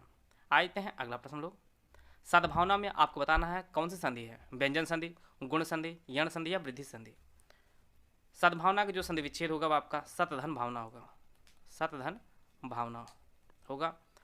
और यहाँ पर व्यंजन संधि है। इसका जो ऑप्शन ए है वह सही है। आते हैं अगला प्रश्न लोग। नर नारी में आपको बताना है कौन सा समास है? बहुब्रीहि समास, द्वंद्व समास, तत्पुरुष समास या कर्मधारय समास? तो इसका हम लोग समास विग्रह करेंगे तो आपका नर और नारी हो जाएगा। नर और नारी। और यहाँ पर द्वंद्व समास है। जहाँ पर जो है दोनों पद प्रधान होते हैं वहाँ पर द्वंद्व समास होता है। और प्रायः इसमें जो है आपको योजक चिन्ह जो है प्रदर्शित दिखाई देता है। इसका जो ऑप्शन बी है वह सही है। नर और नारी में द्वंद्व समास है। हिंदी किस भाषा परिवार की भाषा है? ऑस्ट्रिक, चीनी, भारूपी या इनमें से कोई नहीं? तो हिंदी जो भाषा है ये आपके भारूपी परिवार की भाषा है। और भारूपी परिवार जो है ये संसार की सबसे बड़ी भाषा परिवार है। और एक चीज़ आप लोग फैक्ट नोट कर लीजिएगा कि हिंदी जो हमारी भाषा है वह पूरी दुनिया में तीसरी सबसे ज़्यादा बोली जाने वाली भाषा है। तीसरी सबसे ज़्यादा बोली जाने वाली भाषा आपकी हिंदी है और यह भारूपी परिवार की भाषा है। आते हैं अगला प्रश्न लोग। यहाँ पे 4 शब्द दिया गया है, इसमें आपको बताना है कौन एक वचन है? आंसू, दर्शन, बाल और सामग्री। तो इसका जो सही आंसर है वो ऑप्शन डी, सामग्री जो शब्द है यह एक वचन है। बाकी आपके आंसू, दर्शन और बाल सभी आपके बहुवचन शब्द है। इसको आप लोग नोट करते चलिएगा क्योंकि परीक्षा में आपके यह प्रश्न डायरेक्ट पूछ सकता है कि इनमें से आपको पहचानना एक वचन या बहुवचन। तो शब्दों को आप लोग लिखते चलिए, आगे आने वाले प्रश्नों में और भी जो है बहुवचन और एक वचन शब्द आपको बताए जाएंगे। आते हैं अगला प्रश्न लोग। बंदूक एक उपयोगी है, अस्त्र है, शस्त्र है, रक्षा की औजार है। तो इसका जो सही आंसर है वो ऑप्शन बी, बंदूक जो है यह एक उपयोगी शस्त्र है। यह आपकी परीक्षा में वाक्य शुद्धि के रूप में काफ़ी बार प्रयोग किया गया है। तो बंदूक जो है यह आपका उपयोगी शस्त्र है। शस्त्र जो होता है वह हाथ में पकड़ कर चलाया जाने वाला होता है और अस्त्र जो है वह फेंक कर चलाया जाने वाला होता है। तो इसका जो ऑप्शन बी है वह सही है। आते हैं अगला प्रश्न लोग। सामान्य रूप से समास कितने प्रकार के होते हैं? 3, 5, 4 या 6? तो इसका जो सही आंसर है वो ऑप्शन डी, समास जो है कुल 6 प्रकार के होते हैं। इसमें आपका अव्ययी भाव समास, अव्ययी भाव समास, दूसरा आपका तत्पुरुष समास, तीसरा आपका द्वंद्व समास, चौथा आपका द्विगु समास, पांचवा आपका कर्मधारय और छठा आपका बहुब्रीहि समास। तो टोटल जो है 6 समास आपके हैं, अव्ययी भाव, तत्पुरुष, द्वंद्व, द्विगु, कर्मधारय और बहुब्रीहि। इसका जो ऑप्शन सी है, ऑप्शन डी है वह सही है। आते हैं अगला प्रश्न लोग। पुरुष और स्त्री के जोड़े को क्या कहा जाता है? युगल, युग्म, दंपत्ति या इनमें से कोई नहीं? तो इसका जो सही आंसर है वो ऑप्शन ए, पुरुष और स्त्री के जोड़े को जो कहा जाता है वह आपका युगल कहा जाता है। इसका जो ऑप्शन ए है वह सही है। यहाँ पर एक शब्द है दंपत्ति, उसको आप लोग जान लीजिए। पति और पत्नी के जोड़े को जो कहा जाता है वह आपका दंपत्ति कहा जाता है। पति और पत्नी के जोड़े को दंपत्ति कहा जाता है और पुरुष और स्त्री के जोड़े को वह आपका युगल कहा जाता है। इसका जो ऑप्शन ए है वह सही है। आते हैं अगला प्रश्न लोग। जिसका कोई शत्रु पैदा ही ना हुआ हो उसके लिए शब्द क्या प्रयोग होता है? ऑप्शन आप लोग पढ़ लीजिए। इसका जो सही आंसर है वो ऑप्शन डी, ऑप्शन सी, अजात शत्रु। जिसका कोई शत्रु पैदा ही ना हुआ हो उसके लिए जो एक शब्द प्रयोग होता है वह अजात शत्रु होता है। इसका जो ऑप्शन सी है वह सही है। आते हैं अगला प्रश्न लोग। अंगूठा दिखाना का अर्थ आपको बताना है। खुशामद करना, अपना काम निकालना, मजाक उड़ाना या इनकार करना? तो इसका जो सही आंसर है वो ऑप्शन डी, इनकार करना। अंगूठा दिखाने का जो अर्थ होता है वह इनकार करना होता है। इसका जो ऑप्शन डी है वह सही है। लिंग की दृष्टि से दही किस प्रकार का शब्द है? स्त्रीलिंग, पुल्लिंग, नपुंसकलिंग या इनमें से कोई नहीं? तो लिंग की दृष्टि से दही एक पुल्लिंग शब्द है। इसका जो ऑप्शन बी है वह सही है। और यह कई बार वाक्य शुद्धि में प्रश्न पूछा गया है। तो जो आपका एक एग्जाम्पल के रूप में जान लीजिए, दही खट्टा होता है, दही खट्टा होता है, यह एक शुद्ध वाक्य है। इसका जो ऑप्शन बी है वह सही है। विज्ञान में कौन सा उपसर्ग है? वि, विज्ञ, ज्ञान या अन? जैसा कि आप लोग जानते हैं कि उपसर्ग हमेशा शब्द के प्रारंभ में लगता है, तो विज्ञान में वि उपसर्ग है। इसका जो ऑप्शन ए है वह सही है। आते हैं अगला प्रश्न लोग। चावल जो शब्द है यह किस प्रकार का शब्द है? रूढ़, यौगिक, योग रूढ़ या इनमें से कोई नहीं? तो इसका जो सही आंसर है वो ऑप्शन ए, यह एक रूढ़ शब्द है। व्युत्पत्ति के आधार पर शब्द 3 प्रकार के होते हैं। एक आपका रूढ़ होता है, दूसरा यौगिक होता है और तीसरा आपका योग रूढ़ होता है। ऐसे शब्द जो हमेशा विशेष अर्थ को प्रकट करते हों तथा जिनके खंडों का कोई अर्थ ना हो वे आपके रूढ़ शब्द में आते हैं। तो चावल का कोई इसका खंड करने के बाद इसका कोई अर्थ नहीं होता है, इसलिए आपके रूढ़ शब्द में आते हैं। इसका जो ऑप्शन ए है वह सही है। आते हैं अगला प्रश्न लोग। सर्वनाम कितने प्रकार के होते हैं? 6, 5, 4 या 8? तो इसका जो सही आंसर है वो ऑप्शन ए, 6 प्रकार के सर्वनाम होते हैं। पहला आपका पुरुषवाचक, पुरुषवाचक सर्वनाम। दूसरा आपका निश्चयवाचक, निश्चयवाचक सर्वनाम। तीसरा आपका अनिश्चयवाचक, चौथा आपका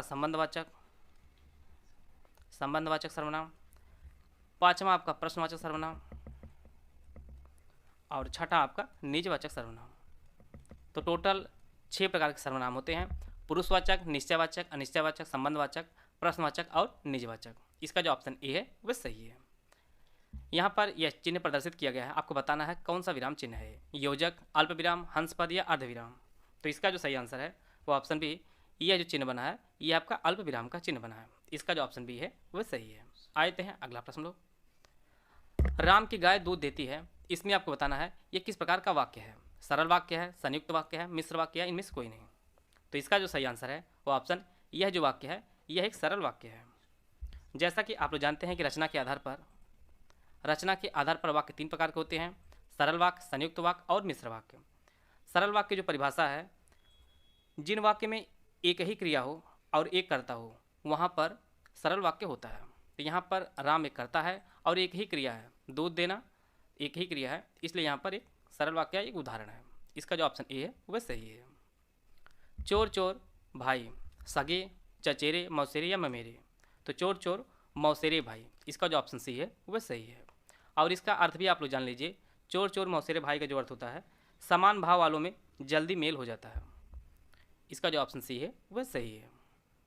अनुपम का पर्यायवाची कौन नहीं, वो आपको पहचानना है, अप्रतिम, अमीय, अतुल, अपूर्व। तो इसका जो सही आंसर है वो ऑप्शन बी, अमीय जो शब्द है यह अनुपम का पर्यायवाची ना होकर यह अमृत का पर्यायवाची है। बाकी आपके अप्रतिम, अतुल और अपूर्व ये सभी अनुपम के पर्यायवाची हैं। अमृत के अन्य पर्यायवाची भी आप लोग जान लीजिए।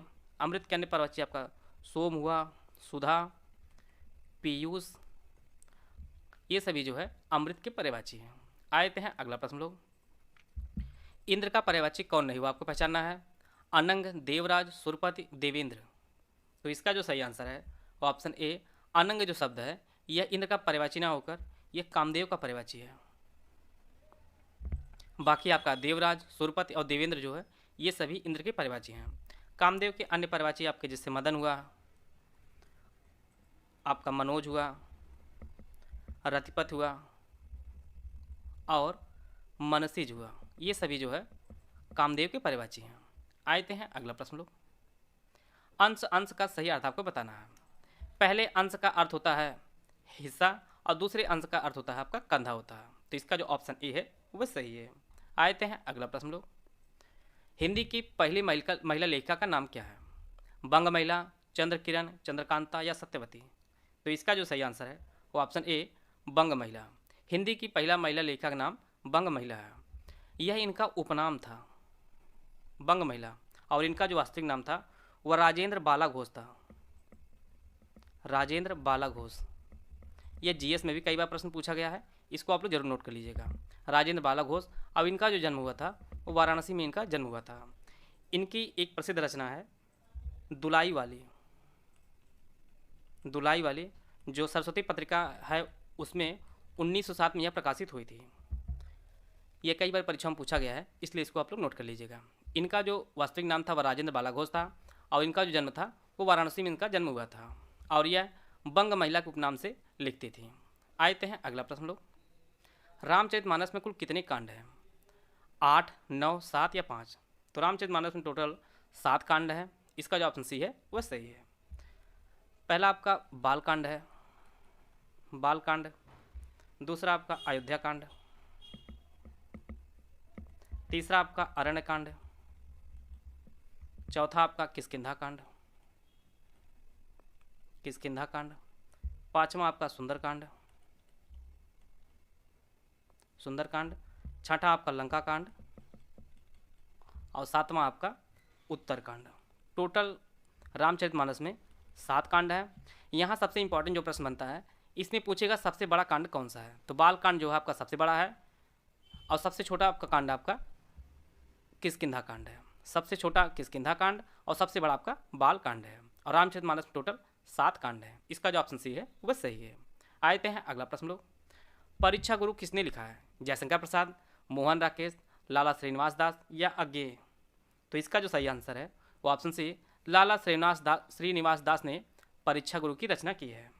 और यह हिंदी का प्रथम उपन्यास है और इसे 25 नवंबर वर्ष 1882 में पहली बार इसका प्रकाशन कराया गया था, जिसे लाला श्रीनिवास दास ने लिखी थी और यह भारतेंदु युग के एक लेखक हैं, श्रीनिवास दास जी।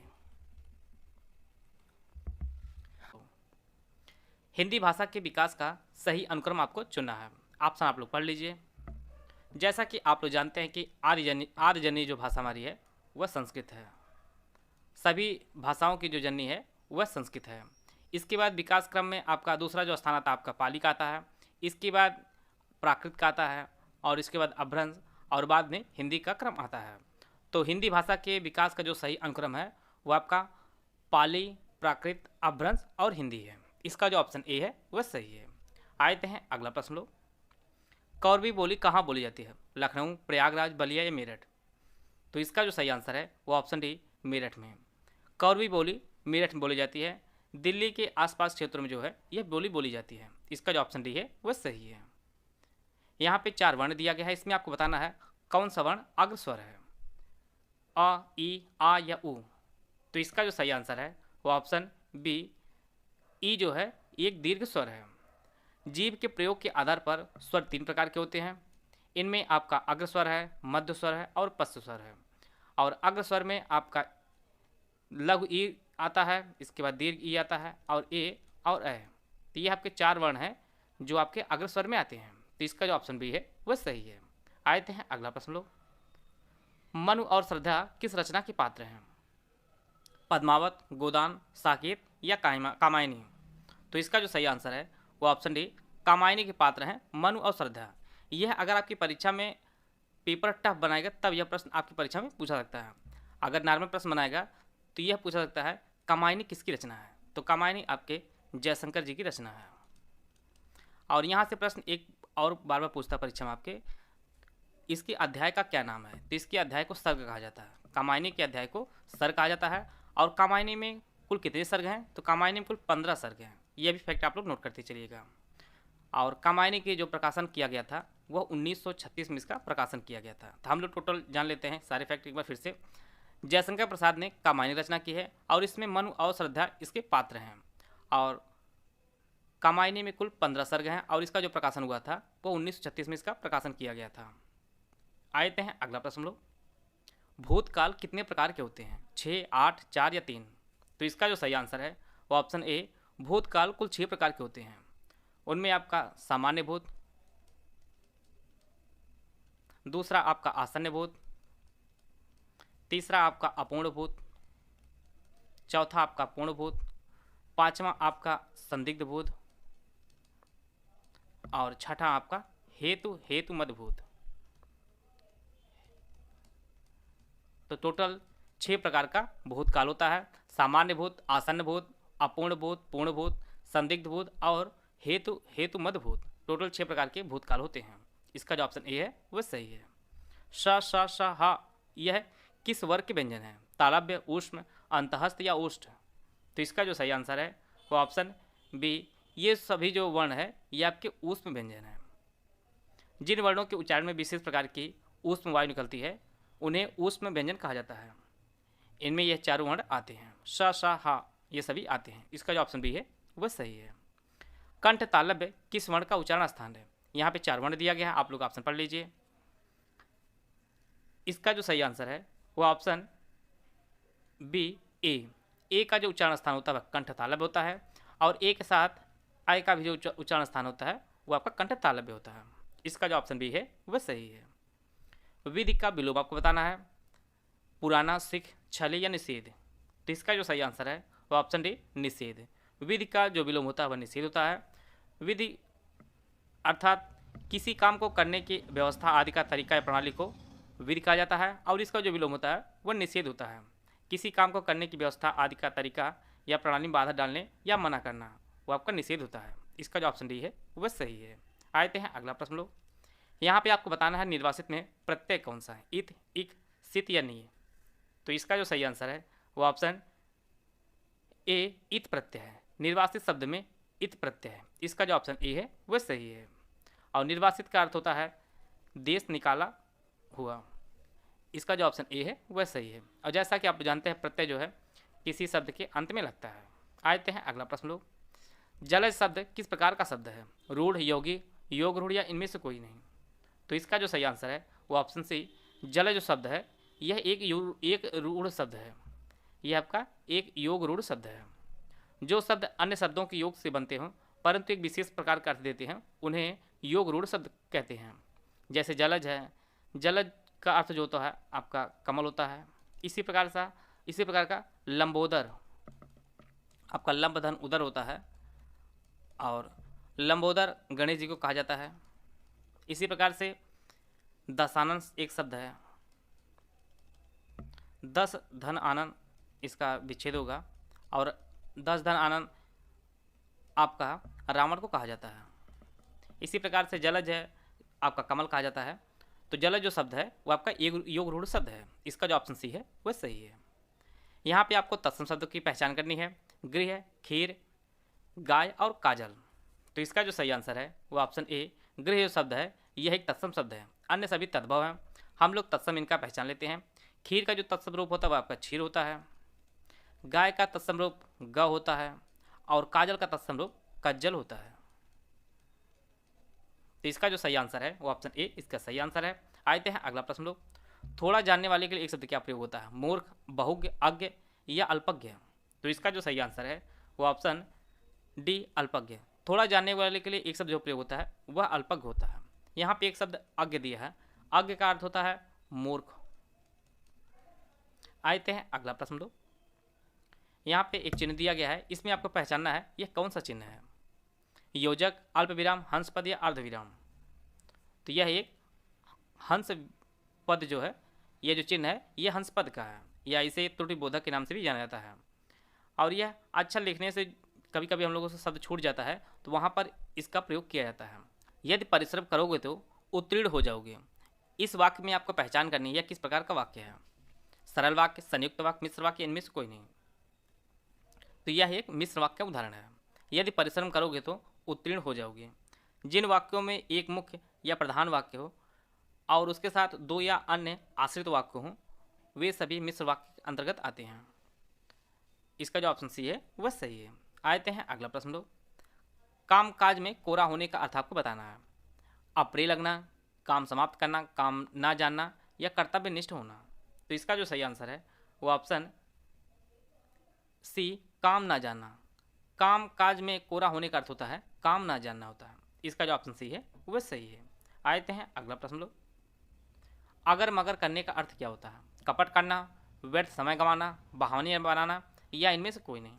तो इसका जो सही आंसर है बहाने बनाना। अगर मगर करने का जो अर्थ होता है वो बहाने बनाना होता है। इसका जो ऑप्शन सी है वह सही है। आते हैं अगला प्रश्न लोग, हाथ से रस का स्थायी भाव आपको बताना है। जुगुप्सा, हास, रत या भय? तो हाथ से रस का जो अस्थायी भाव होता है वह हास होता है। इसका जो ऑप्शन बी है वह सही है। आते हैं अगला प्रश्न लोग, आचार्य रामचंद्र शुक्ल का जन्म कहाँ हुआ था? लखनऊ, बस्ती, वाराणसी या इलाहाबाद?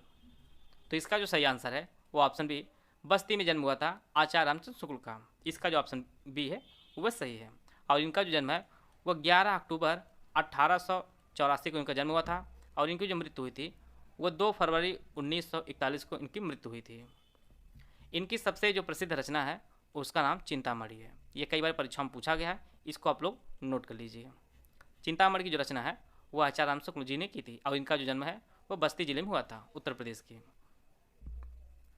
बंदव गुरु पद पदुम परागा सूरज सुभाष सरस अनुरागा में आपको बताना है कौन सा अलंकार है? श्लेष, अनुप्रास, उपमा या अतिशयोक्ति? तो इसमें आपका अनुप्रास अलंकार है और इसमें अनुप्रास अलंकार होने का कारण इसलिए है क्योंकि यहाँ पर आप लोग देख पा रहे होंगे प प प, इसी प्रकार से द, आगे आपका सा और इसके बाद आपका यहाँ पर रा और यहाँ पर रा। तो जो 4 वर्ण है जिनमें आपका प है, द है, स है और रा है, इन सभी वर्णों की पुनरावृत्ति हुई है। इसी कारण इसमें अनुप्रास अलंकार है। जिस पंक्ति में एक या अधिक वर्णों की जो आवृत्ति होती है वहाँ पर अनुप्रास अलंकार होता है। इसी कारण यहाँ पर अनुप्रास अलंकार है। आते हैं अगला प्रश्न लोग, सूर्य का परिवाची कौन नहीं वो आपको पहचानना है। आदित्य, जनार्दन, दिवाकर या मार्तंड? तो इसका जो सही आंसर है वो ऑप्शन बी, जनार्दन जो शब्द है यह सूर्य का परिवाची ना होकर यह विष्णु जी का परिवाची है। बाकी आपका आदित्य, दिवाकर और मार्तंड जो है ये सभी सूर्य के पर्यायवाची हैं। सूर्य के अन्य पर्यायवाची आपका दिनकर है, भानु है, भास्कर, प्रभाकर, ये सब जो शब्द हैं ये आपके सूर्य के पर्यायवाची हैं। बाकी आपके जनार्दन जो है विष्णु के पर्यायवाची हैं। विष्णु के अन्य पर्यायवाची आपके केशव है, माधव है, ये सभी जो है विष्णु के पर्यायवाची हैं। आते हैं अगला प्रश्न लोग। यहाँ पे आपको बताना है कौन मुनि का पर्यायवाची नहीं है, निर्वाण, यति, वैरागी या अवधूत। तो इसका जो सही आंसर है वो ऑप्शन ए, निर्वाण जो शब्द है यह मुनि का पर्यायवाची ना होकर यह मोक्ष का पर्यायवाची है। बाकी आपका यति, वैरागी और अवधूत जो शब्द है ये सभी मुनि के पर्यायवाची हैं। आते हैं अगला प्रश्न लोग। सती, सती का अर्थ आपको बताना है। ऑप्शन आप लोग पढ़ लीजिए। पहले सती का जो अर्थ होता है वह पतिव्रता होता है और दूसरे सती का अर्थ होता है आपका सैकड़ा होता है। इसका जो ऑप्शन बी है वह सही है। यहाँ पे 4 वाक्य दिया गया है, इसमें आपको पहचानना है कौन सा वाक्य शुद्ध रूप में लिखा गया है। ऑप्शन आप लोग पढ़ लीजिए। इसका जो सही आंसर है बैल और बकरी घास चरते हैं। यहाँ पर बैल और बकरी जो है 2 कर्ता दिया गया है और उसी के अनुसार यहाँ पर जो क्रिया है वह भी बहुवचन के रूप में लिखी गई है, इसलिए जो है बैल और बकरी घास चरते हैं जो शुद्ध वाक्य है। आते हैं अगला प्रश्न लोग। हिंदी प्रदीप जो पत्रिका है इसका संपादन किसने किया था? बालकृष्ण भट्ट, श्याम सुंदर दास, बाल मुकुंद या प्रेमचंद। तो इसका जो सही आंसर है वो ऑप्शन ए, हिंदी प्रदीप पत्रिका का संपादन बालकृष्ण भट्ट ने किया था और इसका संपादन इलाहाबाद से 1887 में बालकृष्ण भट्ट ने किया था और यह मासिक पत्रिका थी। हिंदी प्रदीप जो पत्रिका थी वह एक मासिक पत्रिका थी। इसका जो ऑप्शन ए है वह सही है और बालकृष्ण भट्ट ने हिंदी प्रदीप पत्रिका का संपादन जो है वो टोटल 33 सालों तक किया था और यह इलाहाबाद से प्रकाशित होती थी। आते हैं अगला प्रश्न लोग। कुटज के लेखक कौन है? श्याम सुंदर दास, हजारी प्रसाद द्विवेदी, महावीर प्रसाद द्विवेदी या जयशंकर प्रसाद। तो इसका जो सही आंसर है वो ऑप्शन बी, हजारी प्रसाद द्विवेदी ने कुटज की रचना की थी। इसका जो ऑप्शन बी है वह सही है। हजारी प्रसाद द्विवेदी के अन्य रचनाएं जो काफ़ी महत्वपूर्ण उनको आप लोग नोट कर लीजिए। अशोक के फूल, ये कई बार परीक्षाओं में पूछा है, अशोक के फूल। और दूसरी जो रचना है हिंदी साहित्य की भूमिका, हिंदी साहित्य की भूमिका, इसकी जो रचना है वो हजारी प्रसाद द्विवेदी ने की थी। कुटज, अशोक के फूल और हिंदी साहित्य की भूमिका की रचना हजारी प्रसाद द्विवेदी ने की थी। आशा है आप सभी को बहुत कुछ जानने को मिला होगा। वीडियो अगर आपको अच्छा लगे तो लाइक कर सकते हैं, चैनल सब्सक्राइब कर लीजिए। वीडियो को पूरा देखने धन्यवाद। जय हिंद, जय भारत। सारे रामधारी सिंह दिनकर को ज्ञानपीठ अवार्ड कब प्राप्त हुआ था? 1962, 1965, 1967 या 1972। तो इसका जो सही आंसर है वो ऑप्शन डी, 1972 में रामधारी सिंह दिनकर को ज्ञानपीठ अवार्ड प्राप्त हुआ था और यह जो अवार्ड है यह इनकी उर्वशी रचना के लिए इन्हें यह अवार्ड प्रदान किया गया था वर्ष 1972 में। इनकी अन्य रचनाएं जो काफ़ी फेमस है, अन्य जो परीक्षाएं हुई उनमें पूछी गई, जैसे संस्कृत के 4 अध्याय, संस्कृत के 4 अध्याय, अर्धनारीश्वर, हुंकार, रेणुका, ये सभी रचनाएं जो है विभिन्न परीक्षाओं में पूछी गई है, आगे भी परीक्षाओं में पूछी जा सकती है। इनको आप लोग नोट कर लीजिए। समान में आपको संधि बतानी है, इसमें कौन संधि है? गुण, वृद्धि, आयाद या व्यंजन। तो इसका जो हम लोग संधि विच्छेद करेंगे तो आपका समधन मान होगा और इसी कारण यहाँ पर व्यंजन संधि होगा। इसका जो ऑप्शन डी है वह सही है। यहाँ पर आपको भिन्नार्थक शब्द पहचानना है। 4 शब्द दिए गए हैं, पावक, अनिल, अनल और कृषाणु। तो यहाँ पर आप लोग देख पा रहे होंगे कि ये सभी जो है पावक, अनल और कृषाणु ये सभी अग्नि की पर्यायवाची है। बाकी यहाँ पे जो शब्द अनिल लिखा हुआ है यह अग्नि का पर्यायवाची ना होकर यह हवा का पर्यायवाची है। तो यह सब जो है यह तीनों शब्दों से भिन्न है। तो इसका जो ऑप्शन भी है वह सही है। और हवा के अन्य पर्यायवाची अनिल को छोड़कर आपका समीर होता है, पवन होता है, वात होता है, ये सभी हवा की पर्यायवाची हैं। आते हैं अगला प्रश्न लोग। यहाँ पे 4 ऑप्शन दिया गया है, इनमें आपको पहचानना है किस ऑप्शन में सभी जो शब्द हैं वो व्यक्तिवाचक संज्ञा है। ऑप्शन आप लोग पढ़ लीजिए। इसमें आपका राम है, रामचरितमानस है और गंगा जो शब्द है ये सभी व्यक्तिवाचक संज्ञाएं हैं। तो इसका जो ऑप्शन ए है वह सही है। यहाँ पर कुछ शब्द ऐसे दिए हैं जो बार बार परीक्षाओं में पूछते हैं, जैसे मिठास है, मिठास ये आपकी भाववाचक संज्ञा है, भाववाचक संज्ञा है। इसी प्रकार से बुढ़ापा भी आपकी भाववाचक संज्ञा है। नदी जो शब्द है यह एक जातिवाचक संज्ञा है। इन सब फैक्ट को आप लोग जरूर नोट कर लीजिए। आते हैं अगला प्रश्न लोग। देवासुर शब्द है, आपको बताना है इसमें कौन सा समास है, बहुव्रीहि, द्वंद्व, तत्पुरुष या कर्मधारय है। तो इसका जो सही आंसर है वो ऑप्शन बी द्वंद्व समास है। देवासुर का जब हम लोग समास विग्रह करेंगे तो इसका जो समास विग्रह होगा देव और असुर होगा, देव और असुर, और इसी कारण यहाँ पर द्वंद्व समास है जिसमें दोनों पद प्रधान होते हैं, वो आपका द्वंद्व समास होता है। आते हैं अगला प्रश्न लोग। पदावली किसकी रचना है, तुलसीदास, केशवदास, विद्यापति या सूरदास। तो यह जो रचना है ये तुलसीदास की रचना नहीं है, यह विद्यापति की है। विद्यापति ने पदावली की रचना की है। ज़्यादातर लोग तत्काल जल्दी जल्दी चक्कर में तुलसीदास को लगा देंगे, लेकिन यह जो रचना है यह विद्यापति की है। विद्यापति जो मैथिली के काफ़ी प्रतिष्ठित ज्ञाता रहे हैं विद्यापति, और इन्होंने कीर्तिलता और कीर्ति पताका अन्य पुस्तकें भी लिखी है। और तुलसीदास के कुछ रचनाएं जो इससे मिलती जुलती हैं उनको भी आप लोग जान लीजिए। तुलसीदास ने जो रचनाएं लिखी वह गीतावली है,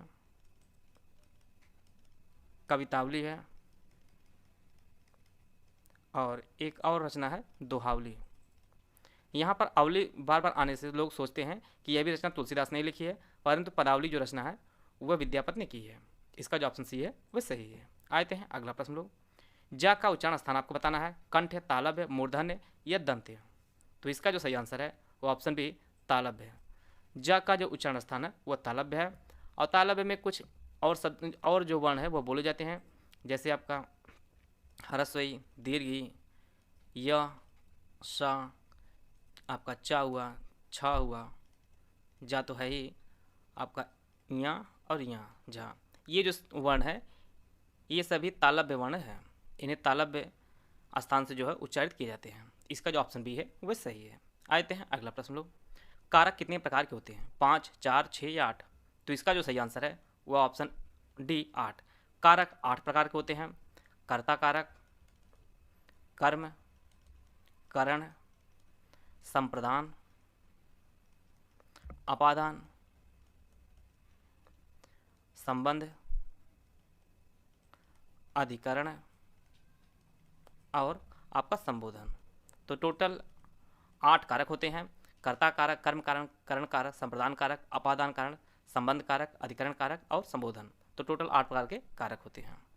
यहाँ पे 4 शब्द दिया गया, आपको पहचानना है कौन सा शब्द जो है वो तत्सम रूप में लिखा गया है। बारात, वर्षा, हाथी या आंसू। तो इसका जो सही आंसर है वो ऑप्शन बी वर्षा जो शब्द है यह तत्सम रूप है। बाकी आपका बारात, हाथी और आंसू जो शब्द है ये सभी तद्भव रूप में लिखे गए हैं। हम लोग इनका तत्सम रूप भी जान लेते हैं। बारात का जो तत्सम रूप होगा वो आपका वर यात्रा होगा, वर यात्रा।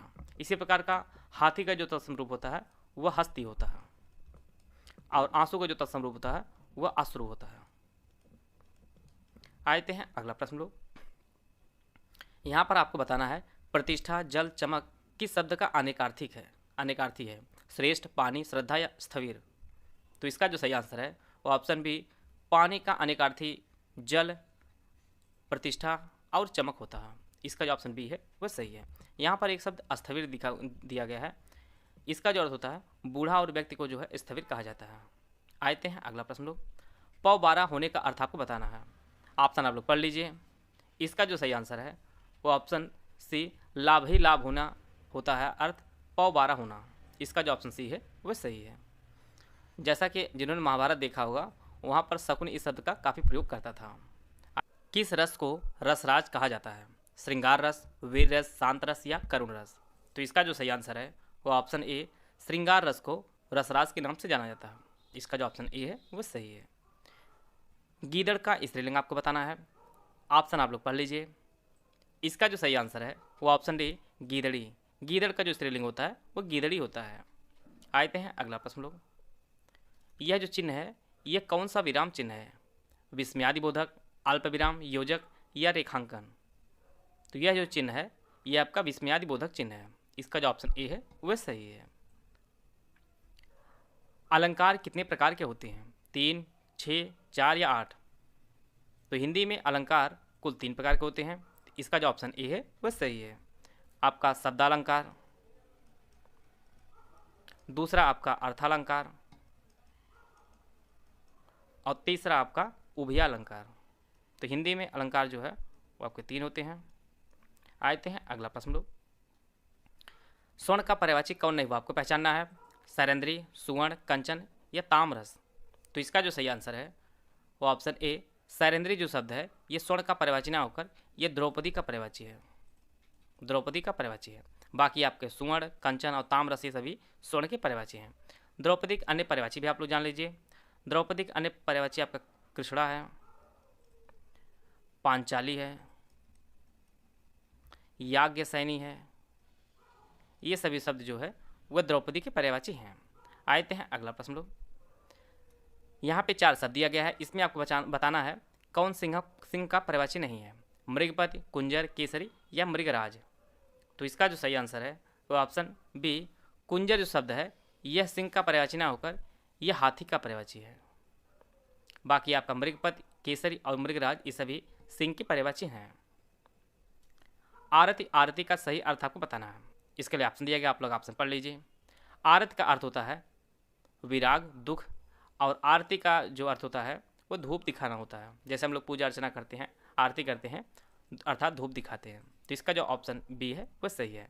आरती का अर्थ होता है विराग और आरती का अर्थ होता है धूप दिखाना। आते हैं अगला प्रश्न लोग। आदि और आदि का सही अर्थ आपको बताना है। 4 ऑप्शन दिया गया, आप लोग ऑप्शन पढ़ लीजिए। आदि का अर्थ होता है आरंभ और आदि का अर्थ होता है पीड़ा।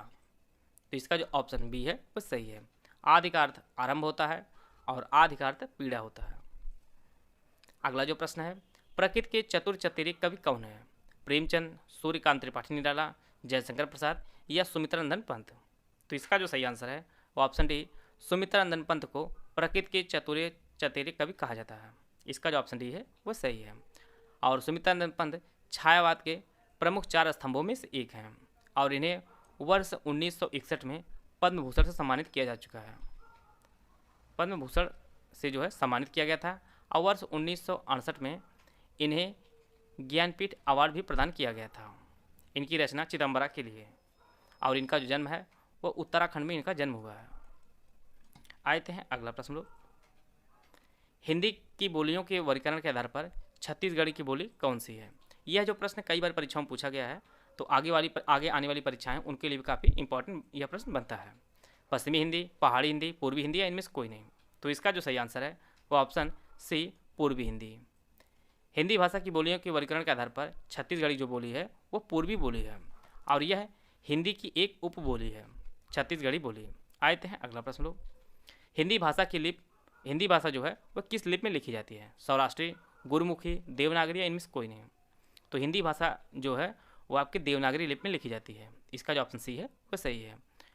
और देवनागरी लिपि हमेशा जो है बाएं से दाएं लिखी जाती है, बाएं से दाएं लिखी जाती है।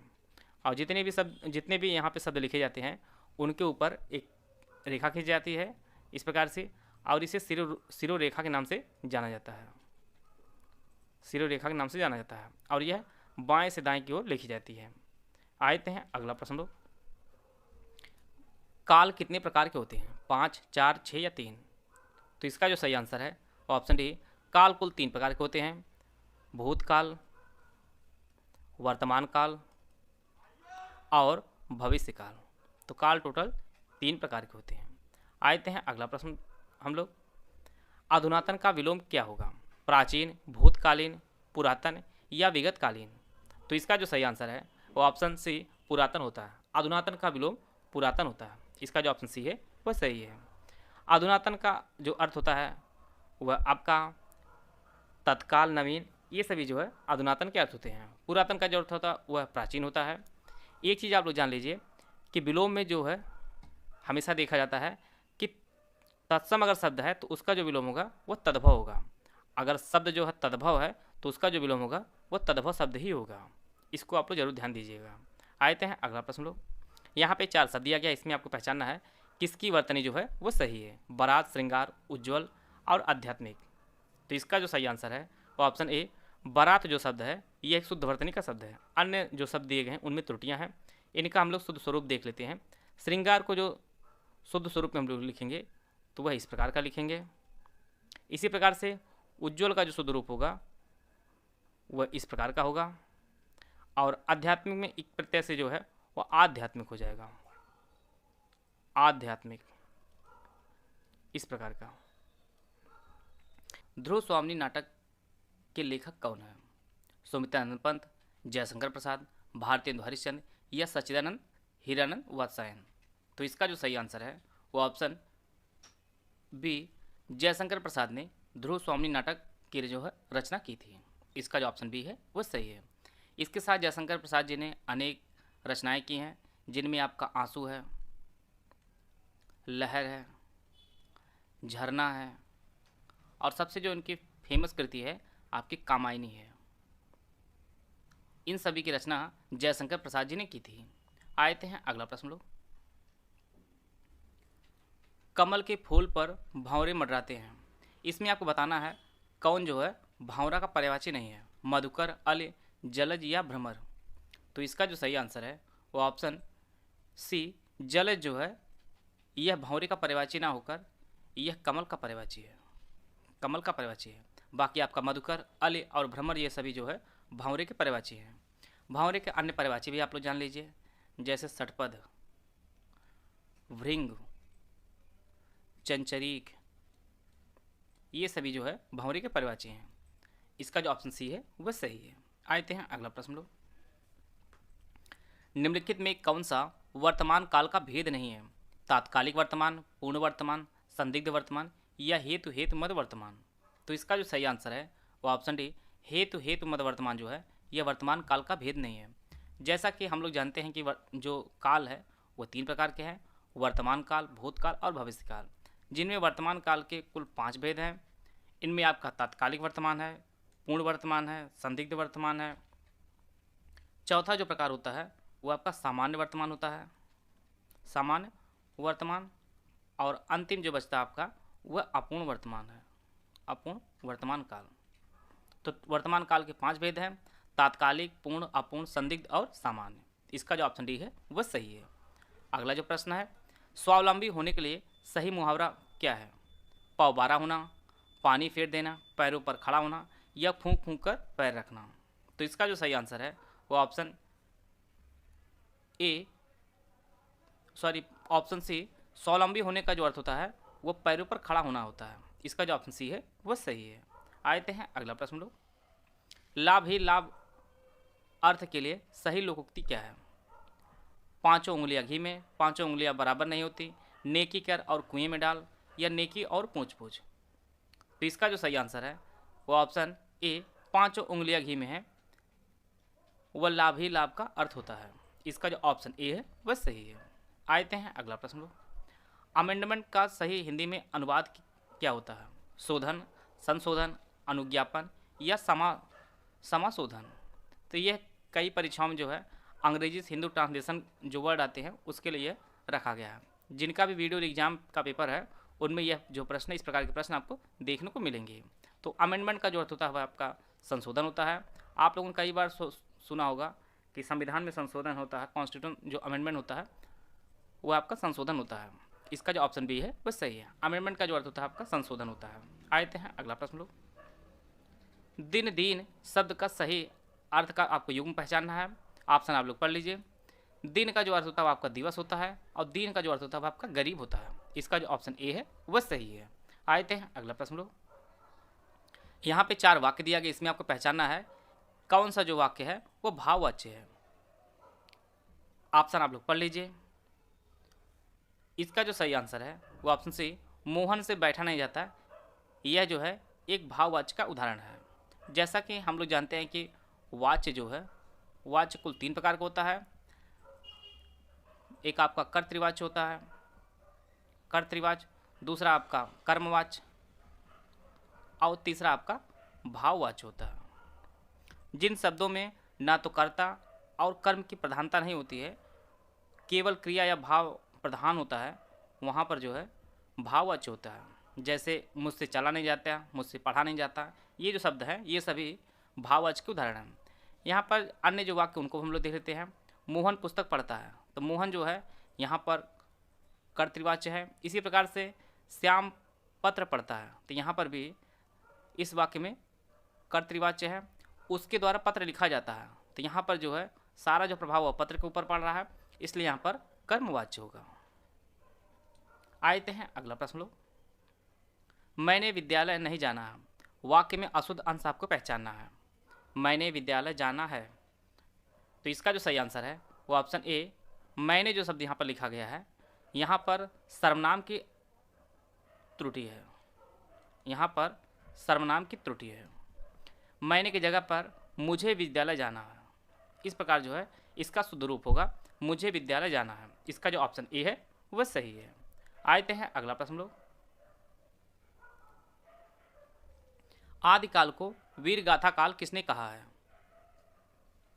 विश्वनाथ प्रसाद मिश्र, डॉक्टर गणपत चंद्रगुप्त, रामचंद्र शुक्ल या महावीर प्रसाद द्विवेदी। तो इसका जो सही आंसर है वो ऑप्शन सी, रामचंद्र शुक्ल ने आदिकाल को वीर गाथा काल कहा था। इसका जो ऑप्शन सी है वह सही है।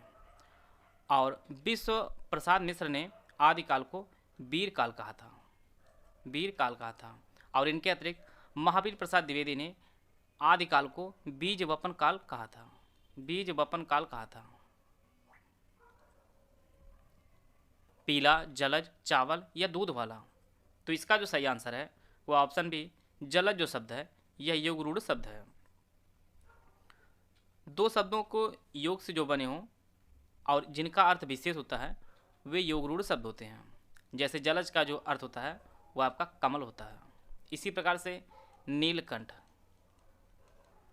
यह जो शब्द है ये सभी योग रूढ़ शब्द हैं।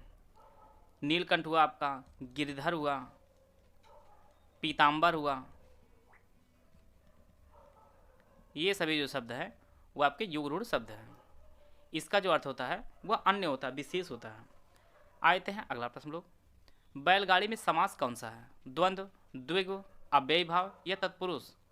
तो इसका जो सही आंसर है वो ऑप्शन डी, तत्पुरुष समास है। बैलगाड़ी का हम लोग जब समास विग्रह करेंगे, इसका जो विग्रह होगा बैल की गाड़ी होगा, बैल की गाड़ी, इसका समास विग्रह होगा। और इसमें आपका तत्पुरुष समास है। जैसा कि आप लोग जानते हैं कि जिस समास पद में द्वितीय पद या उत्तर पद प्रधान होता है वो आपका तत्पुरुष समास होता है, और इसमें भी उत्तर पद प्रधान है। आते हैं अगला प्रश्न लोग। यहाँ पर 4 शब्द दिया गया है, आपको पहचानना है किस शब्द की जो वर्तनी है वह शुद्ध है। अभ्यस्त, अहल्या, तत्व या महत्व। तो इसका जो सही आंसर है वो ऑप्शन बी, अहल्या जो शब्द है ये एक शुद्ध वर्तनी का शब्द है। अन्य शब्दों में त्रुटियां हैं, उनको हम लोग इसका शुद्ध रूप हम लोग देख लेते हैं।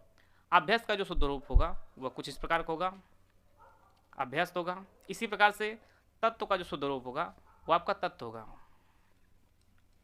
जिन्होंने एनसीईआरटी पढ़ी होगी बेसिक वाली जो 7-8 जो क्लास की है, उनमें जो तत्व लिखा गया शुरुआत के जो चैप्टर दिए गए हैं वो शुरुआत में इस प्रकार से ही लिखे गए हैं, बाद में तत्व जो है इस प्रकार से लिखा गया है, तो उनमें भी त्रुटियां हैं।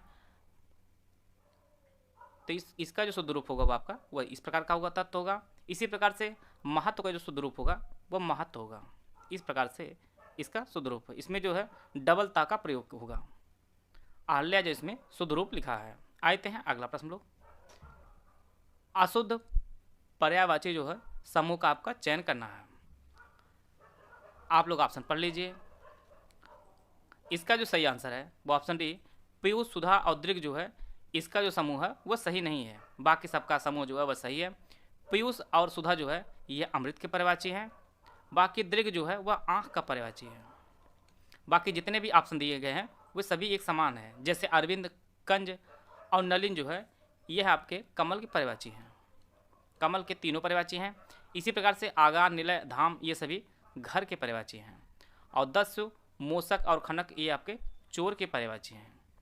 इसलिए जो है इसका जो ऑप्शन डी है वह सही है। दृग इसमें अलग है। आते हैं अगला प्रश्न लोग। पंच शब्द का अनेकार्थी शब्द नहीं वो आपको पहचानना है। 5, ग्राम सरपंच, निर्णय करने वाला या पंचानन। तो इसका जो सही आंसर है वो ऑप्शन डी, पंचानन जो है यह पंच का अनेकार्थी शब्द नहीं है। पंचानन का जो अर्थ होता है वह आपका भगवान शिव के लिए प्रयोग होता है यह शब्द पंचानन। बाकी पंच का जो अर्थ होता है वह 5 होता है, ग्राम सरपंच होता है और निर्णय करने वाला होता है। इसके लिए जो है पंच अनिकार्थी शब्द है। आते हैं अगला प्रश्न लोग। यहाँ पर 4 शब्द दिया गया, इसमें आपको पहचानना है कौन जो है एक तद्भव शब्द है।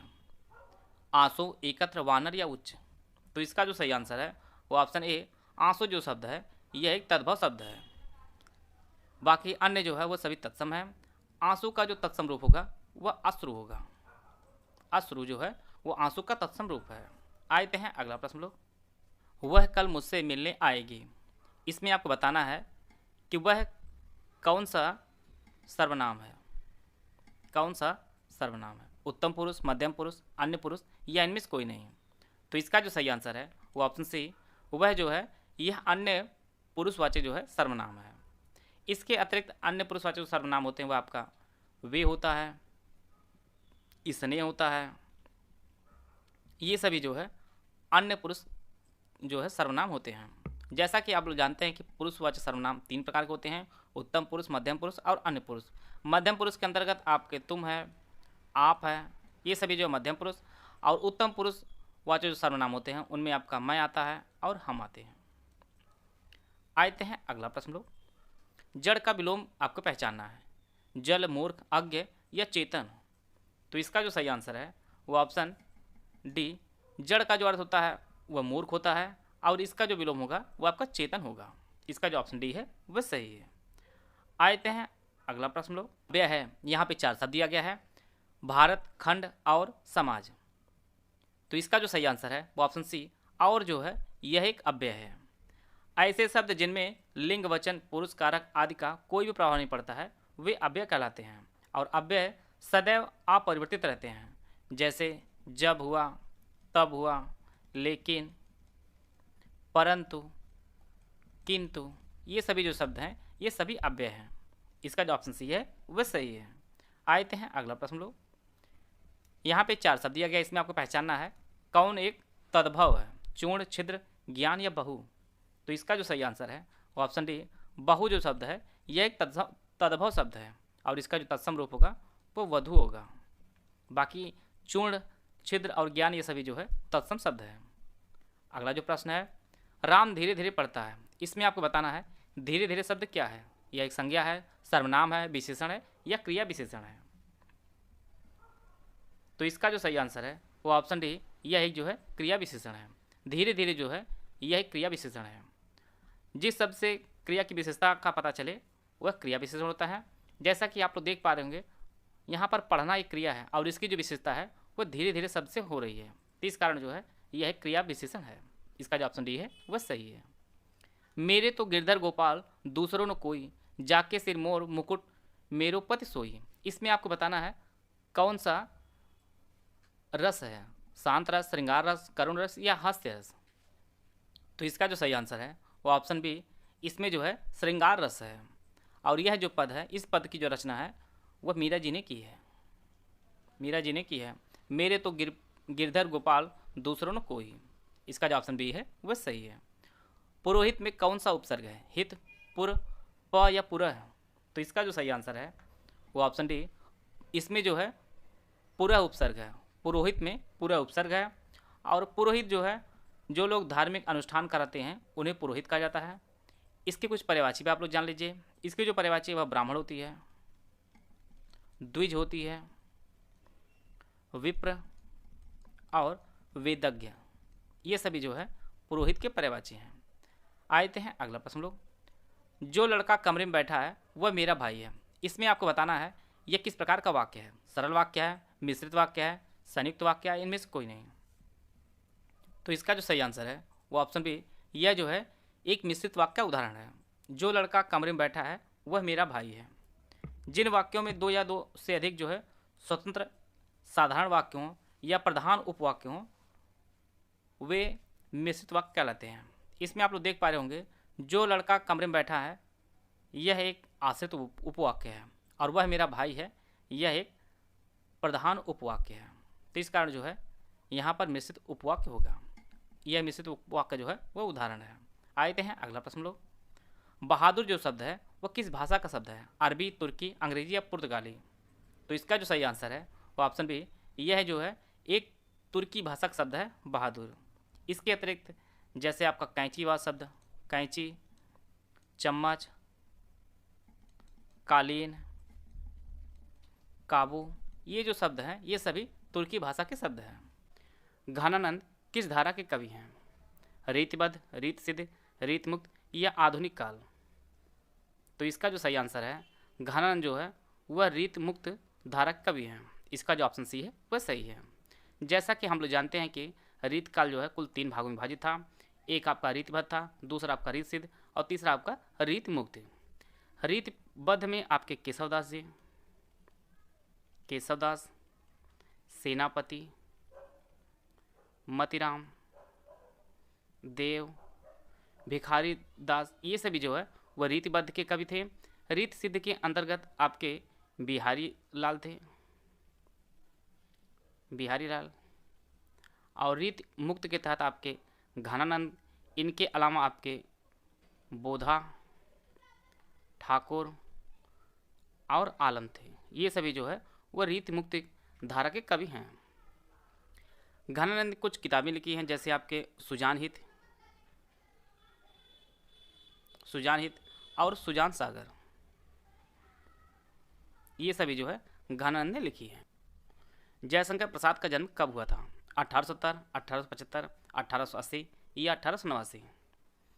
इनका जो जन्म है वह 30 जनवरी 1889 को वाराणसी में हुआ था। वाराणसी में जयशंकर प्रसाद जी का जन्म हुआ था और इनकी जो मृत्यु है वह 1937 में इनकी मृत्यु हुई थी। जयशंकर प्रसाद से एक प्रश्न कई बार परीक्षाओं में पूछा गया है कि इनकी पहली कहानी का क्या नाम था। इनकी जो पहली कहानी नाम है वह ग्राम है, ग्राम, और यह इंदु जो पत्रिका है उसमें पहली बार प्रकाशित हुई थी। ग्राम जो है वह जयशंकर प्रसाद की पहली कहानी थी। आते हैं अगला प्रश्न लोग। हिंदी का प्रथम उपन्यास किसे माना जाता है? चंद्रकांता, गोदान, परीक्षा गुरु या मृगनयनी? तो हिंदी का प्रथम उपन्यास परीक्षा गुरु को माना जाता है। इसका जो ऑप्शन सी है वह सही है और इसकी जो रचना है वह श्रीलाल शुक्ल ने की थी। श्रीलाल शुक्ल ने की थी और श्रीलाल शुक्ल यह भारतेंदु युग के एक लेखक हैं, भारतेंदु युग के लेखक हैं और इन्होंने इसकी जो रचना है वह 1882 में की थी, परीक्षा गुरु की। आते हैं अगला प्रश्न लोग। हिंदी भाषा की लिपि है ब्राह्मी, खरोष्ठी, देवनागरी या रोमन? तो हिंदी भाषा की जो लिपि है वो आपकी देवनागरी है। इसका जो ऑप्शन सी है वह सही है। बाकी अन्य को भी हम लोग देख लेते हैं। ब्राह्मी जो लिपि होती है वह बाएं से दाएं लिखी जाती है और ब्राह्मी लिपि में अशोक के जो शिलालेख है वह प्राप्त हुए हैं। अशोक के शिलालेख ब्राह्मी लिपि में प्राप्त हुए हैं। खरोष्ठी जो लिपि है वह दाएं से बाएं लिखी जाती है, दाएं से बाएं लिखी जाती है। जैसे अरबी जो लिखी जाती है वह भी दाएं से बाएं लिखी जाती है, उसी प्रकार से खरोष्ठी भी दाएं से बाएं लिखी जाती है। और रोमन जो हम लोग अंग्रेजी में लिखते हैं, इंग्लिश, वो आपके रोमन में लिखी जाती है, उसकी जो लिपि है वह रोमन है। आते हैं अगला प्रश्न लोग। परिवर्तन और परिवार में कौन सा उपसर्ग है? पर, या पर? तो इसका जो सही आंसर है वो ऑप्शन ए, पर जो उपसर्ग है परिवर्तन और परिवार में।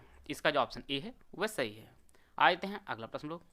प्रत्येक में कौन सी संधि है? वृद्धि, गुण, यण या दीर्घ?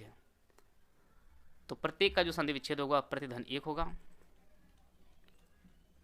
प्रतियोग 1 होगा और इसी कारण जो है यहाँ पर यण संधि होगा। जैसा कि इसका रूल्स है, लघु ई और दीर्घ ई के बाद अगर कोई असमान स्वर आए तो वहाँ पर य बन जाता है और प्रत्येक में प्रतिधन 1 वही रूल्स फॉलो करता है। इसका जो ऑप्शन सी है वह सही है। राष्ट्र में ई अगर प्रत्यय लगाया जाता है तो नया शब्द कौन सा बनेगा? ऑप्शन आप लोग पढ़ लीजिए। तो राष्ट्र में अगर ई प्रत्यय लगाया जाए तो आपका राष्ट्रीय जो शब्द है वह बनेगा। इसका जो ऑप्शन सी है वह सही है। आते हैं अगला प्रश्न लोग। यहाँ पे 4 वाक्य दिया गया है, इसमें आपको पहचानना है कौन सा वाक्य जो है वह सही है। मुझे बहुत आनंद आती हैं, मुझे बहुत आनंद आते हैं, मुझे बहुत आनंद आता है या मुझे बहुत आनंद आता है? तो इसका जो सही आंसर होगा वो ऑप्शन सी, मुझे बहुत आनंद आता है, यह एक शुद्ध वाक्य है। इसका जो ऑप्शन सी है वह सही है। प्रभु जी तुम चंदन हम पानी, ये जो पंक्ति है ये किसने लिखी है? कबीरदास, रायदास, हरिदास निरंजनी या दादू दयाल?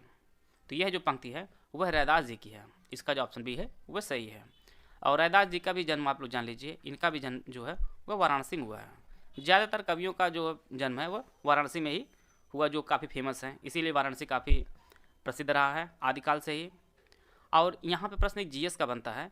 प्रश्न कई बार परीक्षाओं में पूछा गया है कि गुरु ग्रंथ साहिब में किसके जो है पद मिलते हैं, तो गुरु ग्रंथ साहिब में रैदास जी के पद मिलते हैं। गुरु ग्रंथ साहिब में जो है रैदास जी के पद मिलते हैं। आते हैं अगला प्रश्न लो। यहाँ पे आपको फिल करना है। यह कविता लिखी है। प्रश्न आपकी परीक्षा में इस प्रकार से भी देखने को मिलते हैं, मैंने, उस, तुम या किसने। तो यहाँ पे जो फिल होगा वो आपका मैंने होगा। यह कविता मैंने लिखी है, तो यह एक पूर्ण शुद्ध जो है वह वाक्य होगा। इसका जो ऑप्शन ए है वह सही है। आते हैं अगला प्रश्न लो। यहाँ पे 4 शब्द दिया गया, इसमें आपको बताना है कौन बहुवचन शब्द है, डिबिया, हीरा, प्याला या समाचार। तो आप लोगों को नए नए शब्द देखने को मिल रहे हैं जो आगामी परीक्षा के लिए काफ़ी महत्वपूर्ण साबित होंगे। तो इसमें जो बहुवचन जो शब्द है वो आपका समाचार है, इसका जो ऑप्शन डी है वह सही है। बाकी आपका डिबिया, हीरा और प्याला जो है ये सभी एक वचन शब्द हैं। आते हैं अगला प्रश्न लोग। केंद्रीय हिंदी निदेशालय की स्थापना कब हुई थी, 1973, 1981, 1952 या 1960। तो इसकी जो स्थापना है वह 1960 में हुई थी। केंद्रीय हिंदी निदेशालय की जो स्थापना है वह वर्ष 1960 में हुई थी इसकी स्थापना। और जो एग्जैक्ट डेट है वह 1 मार्च 1960 में इसकी स्थापना हुई थी। और इसका जो मुख्यालय है वह नई दिल्ली में इसका मुख्यालय है। और यह शिक्षा मंत्रालय के तहत जो है कार्य करता है, शिक्षा मंत्रालय के तहत कार्य करता है। आते हैं अगला प्रश्न लोग। बहुत बढ़ा चढ़ाकर कही जाने वाली उक्ति के लिए एक शब्द क्या प्रयोग होता है, भूमिका, प्रष्टव्य, अवैतनिक या अतिशयोक्ति। तो इसका जो सही आंसर है वो ऑप्शन डी अतिशयोक्ति। बहुत बढ़ा चढ़ाकर कही गई उक्ति के लिए एक शब्द जो प्रयोग होता है वो आपका अतिशयोक्ति होता है। यहाँ पे कुछ शब्द हैं उनको हम लोग समझ लेते हैं। पृष्ठव्य जो शब्द है इसका जो अर्थ होता है पूछने योग्य, पूछने योग्य। और एक शब्द आपका अवैतनिक है। अवैतनिक मतलब होता है वेतन ना पाने वाला, वेतन ना पाने वाला, उसे अवैतनिक कहा जाता है। आते हैं अगला प्रश्न लोग। महावीर प्रसाद द्विवेदी द्वारा संपादित पत्रिका कौन सी है, हंस, उदंत मार्तंड, सरस्वती या माधुरी। तो इसका जो सही आंसर है इन्होंने सरस्वती पत्रिका का जो है वो संपादन किया था। इसका जो ऑप्शन सी है वह सही है। और महावीर प्रसाद द्विवेदी का जो जन्म है वह रायबरेली में हुआ था। रायबरेली में महावीर प्रसाद द्विवेदी का जन्म हुआ था। हम लोग सरस्वती पत्रिका के बारे में थोड़ा जान लेते हैं। सरस्वती पत्रिका जो हिंदी में सबसे प्रसिद्ध पत्रिकाओं में से एक थी। और इसका जो संपादन है वह महावीर प्रसाद द्विवेदी से पहले जो है श्याम सुंदर दास जी ने किया था, श्याम सुंदर दास जी किए थे। इसके बाद यह इस पत्रिका का जो संपादन है वह महावीर प्रसाद द्विवेदी जी किए हैं। और महावीर प्रसाद द्विवेदी के बाद पद्मलाल पुन्नालाल बख्शी जी किए हैं, पद्मलाल पुन्नालाल बख्शी किए हैं। और इनके बाद देवी दत्त शुक्ल ने किया था, देवी दत्त शुक्ल ने किया था। जो लोग टीजीटी पीजीटी की परीक्षा की तैयारी कर रहे हैं उन्हें इस प्रकार के प्रश्न देखने को मिल सकते हैं, काल क्रमानुसार सजाने को आपको दे सकता है। आते हैं अगला प्रश्न लोग। यहाँ पे आपको पहचाना कौन जो है बहुब्रीहि समास का उदाहरण है, निस्दिन, माता पिता, महापुरुष या पंचानन। तो इसका जो सही आंसर है वो ऑप्शन डी पंचानन जो है यह बहुब्रीहि समास का एक उदाहरण है। और पंचानन का जो अर्थ होता है वह भगवान शिव को भी कहा जाता है। इसका जो ऑप्शन डी है वह सही है। अन्य जो ऑप्शन उसको हम देख लेते हैं। निस्दिन में आपके द्वंद्व समास है, द्वंद्व समास है। और माता और पिता, इसी कारण यहाँ पर इसमें भी द्वंद्व समास होगा। और महापुरुष में महान है जो पुरुष, महान है जो पुरुष, इसमें आपका कर्म समास, कर्मधारय समास होगा। आते हैं अगला प्रश्न लोग। यहाँ पे 4 शब्द दिया गया, इसमें आपको पहचानना है कौन समुदायवाचक विशेषण है, प्रत्येक, दूना, 3 या चारों। तो इसका जो सही आंसर है वो ऑप्शन डी चारों जो लिखा है यह एक समुदायवाचक विशेषण है। जिस शब्द से सामुदायिक संख्या का बोध हो वह जो है समुदायवाचक विशेषण होता है। जैसे आपका चारों हुआ, आठों हुआ है, दोनों हुआ है, ये सभी जो शब्द हैं ये आपके समुदायवाचक विशेषण हैं। आते हैं अगला प्रश्न लोग। जिसके द्वारा कर्ता कोई काम करता है उसे क्या कहते हैं, कर्म, करण, संप्रदान या अपादान। तो उसे करण कहा जाता है। जिसके द्वारा कर्ता कोई काम करता है उसे कर्ण कहा जाता है। इसका जो ऑप्शन बी है वह सही है। निम्नलिखित में कौन सा कामदेव का पर्यायवाची नहीं है? मनोज, अनंग, मनमथ या निलय? तो इसका जो सही आंसर है वो ऑप्शन डी निलय जो है यह कामदेव का पर्यायवाची नहीं है। बाकी आपका मनोज, अनंग और मनमथ जो है ये सभी कामदेव के पर्यायवाची हैं। निलय जो है ये घर का पर्यायवाची है, और घर का अन्य पर्यायवाची आपका जैसे निकेतन हुआ है, आलय हुआ है, धाम हुआ है, ये सभी जो है निलय के पर्यायवाची हैं। आते हैं अगला प्रश्न लोग। यहाँ पे 4 शब्द दिया गया, इसमें आपको बताना है कौन जो है स्त्रीलिंग शब्द है। नमक, लौंग, भात या पनीर? तो लौंग जो शब्द है ये आपका स्त्रीलिंग का शब्द है। बाकी आपका नमक है, भात है, पनीर, ये सभी जो है पुल्लिंग शब्द हैं। इसका जो ऑप्शन बी है वह सही है। विकार, दंड, कोकिला और नींद में आपको बताना है कौन जो है एक तद्भव है। तो इसका जो सही आंसर है ऑप्शन डी नींद जो है यह एक तद्भव शब्द है, और इसका जो तत्सम रूप होगा वो निद्रा होगा। निद्रा जो है वो नींद का तत्सम रूप होगा। आते हैं अगला प्रश्न लोग। बाग बाग होना मुहावरे का सही अर्थ आपको बताना है। आसान काम, हरियाली छाना, खुश होना या कार्य सिद्ध होना? तो इसका जो सही आंसर है वो ऑप्शन सी खुश होना। बाग बाग होने का जो अर्थ होता है वह खुश होना होता है। इसका जो ऑप्शन सी है वह सही है। निम्नलिखित में से कौन सा विकल्प वाक्यांश और उनके लिए एक शब्द की सही जोड़ी सही नहीं है? जो बहुत बोलता वाचाल, जो कुछ नहीं जानता है अज्ञ, जो मापा ना जा सके अपरिमेय, जो अनुकरण करने योग्य विश्वसनीय? तो इसका जो सही आंसर है वो ऑप्शन डी जो अनुकरण करने योग्य हो उसे विश्वसनीय नहीं बल्कि अनुकरणीय कहा जाता है। अनुकरणीय कहा जाता है। इसी प्रकार से जो बहुत बोलता है उसे वाचाल कहा जाता है, जो कुछ नहीं जानता उसे अज्ञ कहा जाता है, और जो मापा ना जा सके उसके लिए एक शब्द प्रयोग होता है वह आपका अपरिमेय होता है। तो इसका जो सही आंसर होगा वो ऑप्शन डी अली। अली का सही अर्थ आपको बताना है। ऑप्शन आप लोग पढ़ लीजिए। अली का जो अर्थ होता है वह भंवरा होता है, और अली का जो अर्थ होता है वह आपका सखी होता है। इस प्रकार जो है इसका जो ऑप्शन बी है वह सही है। दिए हुए शब्दों में भिन्न अर्थ वाला शब्द आपको पहचानना है। रश्मि, अंश, मयूख या पंख? तो इसका जो सही आंसर है वो ऑप्शन डी पंख जो है यह इन सभी से अलग है। पंख का जो अर्थ होता है वह आपका कीचड़ होता है। बाकी रश्मि, अंश, मयूख जो है ये सभी किरण की पर्यायवाची हैं। किरण की पर्यायवाची हैं। तो इसका जो ऑप्शन डी है वह सही है।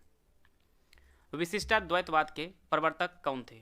शंकराचार्य, माधवाचार्य, निम्बकाचार्य या रामानुजाचार्य?